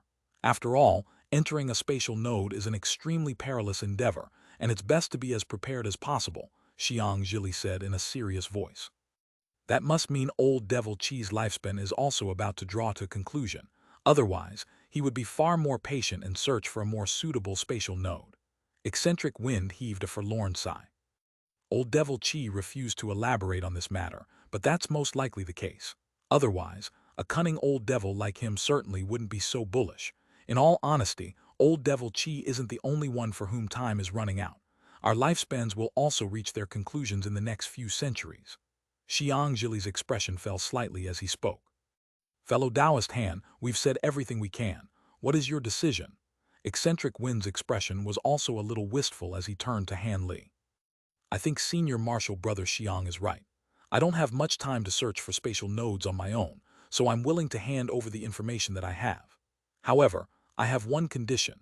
If you really do manage to find a suitable spatial node, I hope you can inform me right away so I can inspect it in advance and make preparations accordingly, Han Li replied in a calm manner.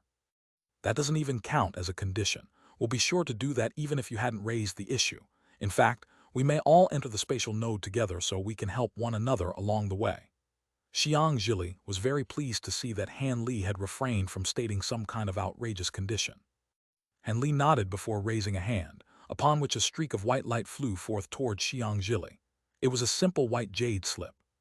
Xianxia's eyes lit up as he accepted the jade slip, and an elated look appeared on his face after he injected his spiritual sense into the jade slip. Not only is there a lot of information about spatial nodes, there are even methods enclosed for setting up formations that would assist us in our venture into a spatial node. You've been very generous, Junior Marshal Brother Han, so we definitely won't revoke our promise. Here are 2 myriad distance talismans for you. Once we find a spatial node, we'll immediately inform you. Xianxia was overjoyed as he pulled 2 jade talismans out of his sleeve before tossing them to Han Li. Han Li caught the 2 talismans before stowing them away. Eccentric Wind had been scrutinizing Han Li this entire time, and his cold expression also eased slightly upon seeing Han Li hand over that jade slip. By the way, Junior Marshal Brother Han, I have something that I have to tell you.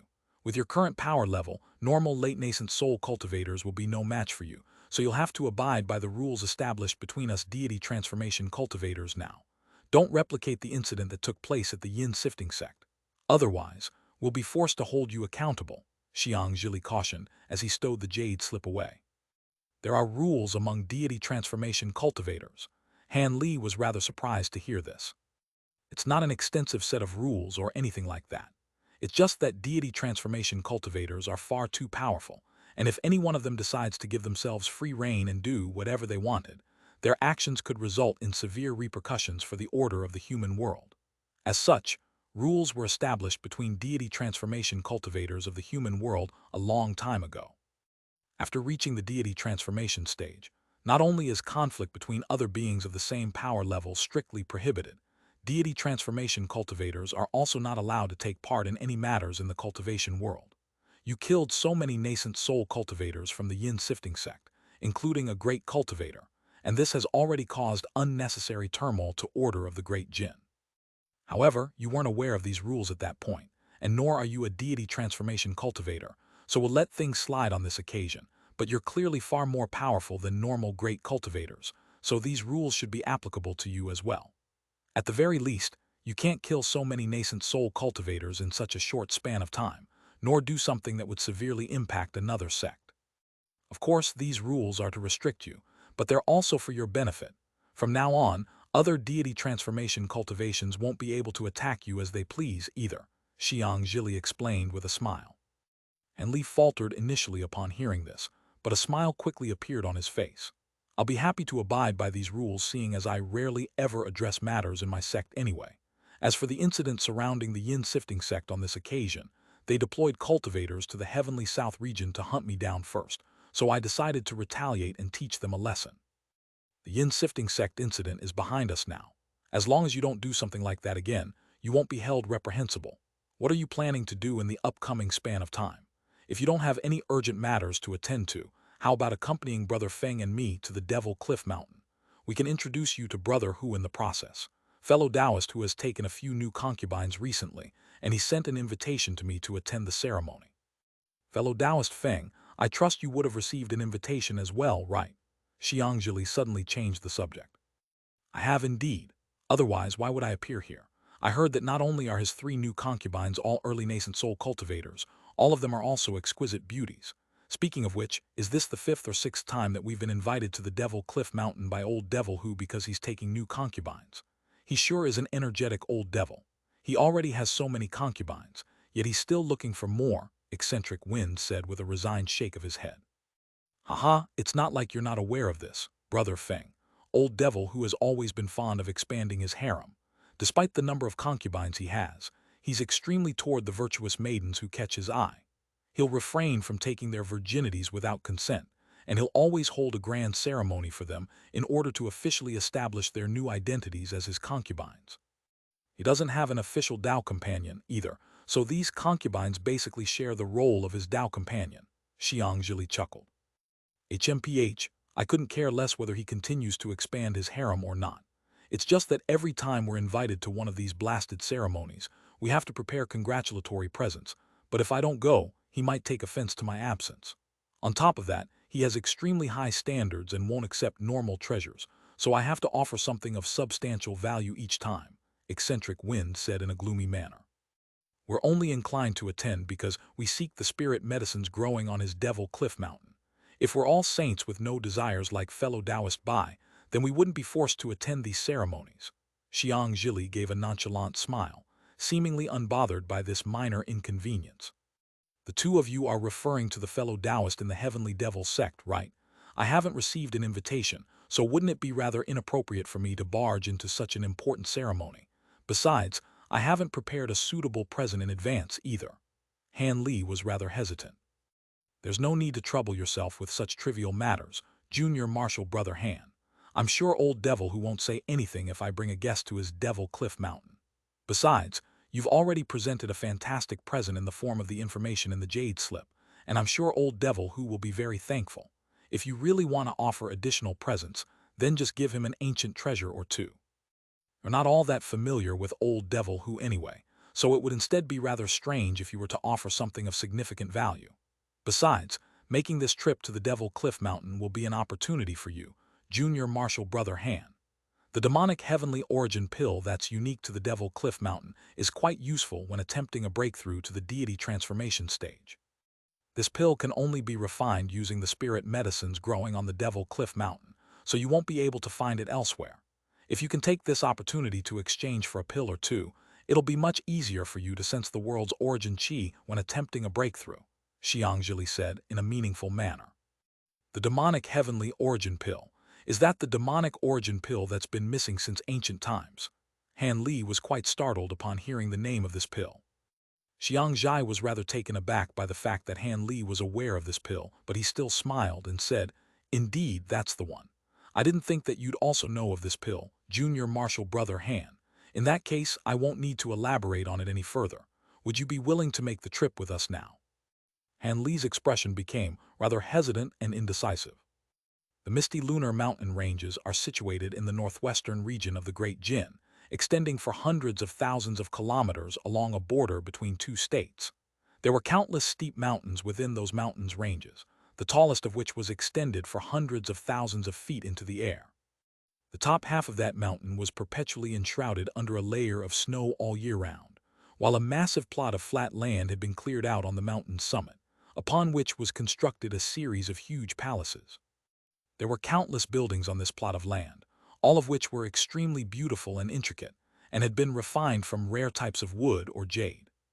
The entire summit of the mountain was protected by some kind of restriction, such that even though there was a snowstorm perpetually raging outside, the climate within the formation was always warm and pleasant. There were countless types of exotic flora here, and beautiful women in palatial dresses of all colors were playing around between the palaces and building, letting loose peals of tinkling laughter from time to time that could completely entrance the listener. This place was like paradise.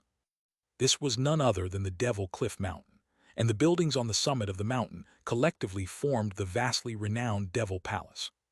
The master of the Devil Palace was none other than one of the few remaining deity transformation cultivators in the Great Jin, the Grand Elder of the Heavenly Devil Sect, Qinglei. He was a legendary figure who'd forged a resounding reputation for himself as far back as 1,000 years ago, and single-handedly made the Heavenly Devil Sect the #1 Devil Dao sect of the Great Jin. He was currently situated within the largest palace on the mountain summit, preparing a banquet to entertain a group of esteemed guests. There weren't that many guests present at the banquet, only around 7 or 8, but they were seated in 2 rows. At the center of the palace stood several tens of lithe and graceful women in palatial dresses, performing a captivating dance. On the main seat of the palace sat an elderly man with a wooden crown and a set of rather sickly features. He was leaned back in his seat with his eyes closed in a carefree manner. There were both male and female guests sitting on either side of the palace, and all of them wore smiles on their faces. Moments later, the women in palatial dresses finally concluded their dance, then extended a respectful bow toward the elderly man perched on the main seat before exiting the hall. Senior Hu, this group of servants seemed to be even more beautiful than last time. Looks like fellow Taoist Yu and the others have been working quite hard, a blue-robed scholar sitting on the left suddenly said with a smile. I have no other hobbies in life aside from my love for women. Perhaps I'll be able to take a step further in my cultivation base when I overcome this hurdle. Marshal Nephew Yu and the others should dedicate more of their time and effort into cultivation. If one of them can reach the deity transformation stage, then I won't have to worry about the Heavenly Devil Sect being eradicated when I pass away someday, Qinglei said in an indifferent voice. There's no way that would happen, Senior Hu. There are many fellow Taoists from the Heavenly Devil Sect who are only a step away from the deity transformation stage, and it's only a matter of time before they ascend to such heights. With the Heavenly Devil Sect's resounding reputation, no one would dare to offend it, the blue-robed scholar said with a fawning smile. Is that so? I heard that the Yin Sifting Sect is no longer one of the 10 great Devil Dao sects. This sect was once the #1 Devil Dao sect for thousands of years, and their reputation was certainly no less prominent than that of my Devil Palace today. To think that they would also fall to such a pitiful state, even if they can avoid complete eradication, they would still be reduced to nothing more than a second-rate sect, Qinglei chuckled coldly in response. The blue-robed scholar and the other cultivators glanced at one another, wondering what Qinglei was trying to say. None of them were able to decipher the meaning behind his words, so they all refrained from offering any replies. I heard that not only were 7 or 8 nascent soul stage elders of the yin-sifting sect killed during this incident, even fellow Taoist Fang has perished. However, the yin-sifting sect has no idea who the culprit could be. That's quite strange when you think about it. Could it be that the yin-sifting sect has drawn the ire of a deity transformation stage senior? A brocade-robed man suddenly changed the subject in a seamless transition. Kingley chuckled and said, "Hee hee, most of you have probably come here due to the yin-sifting sect incident, right? You can all rest assured, even though I don't know who the perpetrator is, it's definitely not one of us deity transformation cultivators from within the Great Jinn. Otherwise, how could I be completely kept in the dark? It may be a certain powerful being from outside the Great Jinn. However, if that being continues its killing spree, we won't stand by and watch any longer." A dangerous light flashed through Kingley's eyes before quickly disappearing. All of the other cultivators present were all very relieved to hear this. Thus, none of them mentioned this topic any further and began to discuss some interesting recent news in the cultivation world instead. "By the way, Senior Hu, the last time you expanded your harem was 200 years ago. Which female cultivators have caught your eye this time?" A green-robed woman who appeared to be in her 30s asked with a smile. She was also quite a beautiful woman herself. All of the other cultivators were also quite intrigued to hear the answer to this question. After all, even though this grand elder of the Heavenly Devil sect was an avid lover of women, there were actually all that many female cultivators who were official concubines of his in the Devil Palace. "I didn't think that I would expand my harem any further, either. All 3 women are exceptional specimens with breathtaking beauty and brilliant cultivation bases to match. In particular, there's one woman who stands among the 3, and she's the main reason why I've decided to expand my harem." A pleased smile appeared on Kingley's face at the mention of this topic, indicating that was very pleased with these 3 women. He, to think that they'd receive such glowing praise even from Senior Hu. I'm really looking forward to seeing them. A mendicant with a set of vicious features chuckled.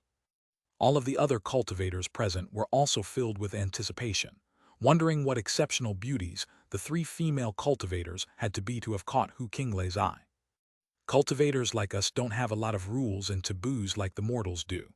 If you'd like to see them, I can call them here to pour some wine for all of you," Kingley offered with a smile. However, the mendicant who had spoken immediately shook his head, politely refused, with a slightly overawed expression on his face. Kingley ignored his objections and ushered over a young woman in a palatial dress who was standing nearby. "Go and invite the 3 fairies here," Kingley instructed. "Yes, I'll call them right all." Before the young woman had a chance to finish her reply, a streak of red light shot forth from outside the palace. The red light hurtled toward Kingley before revealing itself to be a voice transmission talisman. A hint of surprise flashed through Kingley's eyes as he made a grabbing motion. The talisman was drawn into his grasp as a result before igniting into a ball of raging flames. "Oh, looks like eccentric Wind and fellow Taoist Xiang are here, and they've brought a guest along with them as well. Who could be held in such high regard by those 2? A hint of bewilderment appeared on Kingley's face as he flipped his hand over to snuff out the ball of flames. Could it be Senior Feng from Paradise Island or Senior Xiang from the West Spirit Mountain? The blue-robed scholar suggested. Everyone else's expressions changed upon hearing this. Who else could it be aside from those 2? However, it sounds as if they've also brought along someone whom I'm unfamiliar with. I really am getting rather curious now. Seeing as they've already reached the palace, it looks like I'll have to come out and greet them," Kingley chuckled. "All of us should also go and greet the 2 seniors," the brocade-robed man said as he hurriedly rose to his feet. Everyone else followed his example.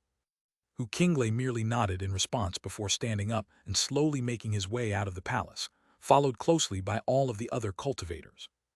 The entire Devil Cliff Mountain was enshrouded under particularly fierce snowstorms, but a massive yellow light barrier was keeping it at bay, shielding the entire palace from the elements. The scenes outside the light barrier were a little murky, but one could still roughly make out what was going on out there. At this moment, there were 3 humanoid figures hovering in the air above the light barrier, 2 of which were elderly men, while the other was a young man. The trio was hovering in midair with calm expressions on their faces. They were none other than Xianxia, eccentric Wind, and Han Li. The Devil Palace seems to have expanded, and there seem to be even more female servants in there now. Tusk, looks like it's quite a sweet gig to be the Grand Elder of the #1 Devil Tao sect, eccentric Wind remarked as he looked at the clusters of buildings down below. Are you envious of me, Brother Feng? If so, you'll only need to raise the issue to old Devil Hu. I'm sure he'd love to make you into the second Grand Elder of the Heavenly Devil Sect. In that case, he'll definitely construct a cave abode for you that's just as lavish as his palace. Xianxia replied with a hint of a smile on his face. Forget about it. I'm a man who likes his peace and quiet. If I were to live in a place like this for too long, my mental state would eventually be compromised. Eccentric Wind sighed with a shake of his head. Xianxia smiled and didn't say anything further on the matter. Right at this moment, a group of cultivators emerged from the main palace down below before flying up to meet them. Even though Han Li rarely spoke on the way here, he had been quite alert and attentive this entire time, and he quickly identified the elderly man with the wooden crown as a deity transformation cultivator. He then cast his eyes toward the other cultivators, and a faint cry of surprise escaped his mouth. Is there an acquaintance of yours here, Junior Marshal Brother Han? Xianxia turned to him with a rather surprised expression. There is indeed someone here whom I've met once before, Han Li replied in a calm voice. I see. Xianxia nodded in response but didn't pry any further. At this moment, Hu Qinglei had already reached the light barrier, and he made a hand seal as he began to chant something. Spiritual light immediately flashed from the light barrier before Han Li's trio, following which an opening appeared. Xianxia and Eccentric Wind flew in without any inhibitions. Han Li hesitated momentarily before also flying in as a streak of azure light. The yellow light barrier quickly sealed over again. Moments later, the three appeared before Hu Qinglei and the other cultivators. Brother Xiang, fellow Taoist Feng, you too are a little late. I received news a while ago that both of you had already set off. How is it that you've only gotten here now? Did you encounter some unforeseen delays along the way? Hu Qinglei asked with a slightly lackadaisical smile. That was indeed the case, Brother Hu. The two of us were delayed along the way due to some unforeseen circumstances. I'll elaborate on that later. For now, let me introduce to you this fellow Taoist here. Fellow Taoist Han is going to be joining us and will be treated as an equal. Xianxia pointed toward Han Li with a smile before delivering an introduction. Meanwhile, one of the cultivators behind Hu Qinglei was quite surprised by the sight of Han Li. Hu Qinglei was already a little taken aback by Xianxia's words, and he began to silently scrutinize Han Li. My name is Han Li. Greetings, Brother Hu. Han Li cupped his fist in a salute with a calm expression. He was speaking and acting in a manner that was neither haughty nor humble, and he really did seem to intend to treat Hu Qinglei as his equal. All of the other cultivators' eyes widened at the sight of Han Li's bold display. HMPH, have you two gone old and senile? He's just a late nascent soul cultivator. What right does he have to be treated as an equal by us? Hu Qinglei's expression immediately darkened. He, I have my reason, Brother Hu. Xianxia chuckled before transmitting his voice to Hu Qinglei in a conversation that was silent to everyone else. Hu Qinglei's expression was quite skeptical initially, but his eyes soon lit up with surprise and excitement, following which he began to nod emphatically.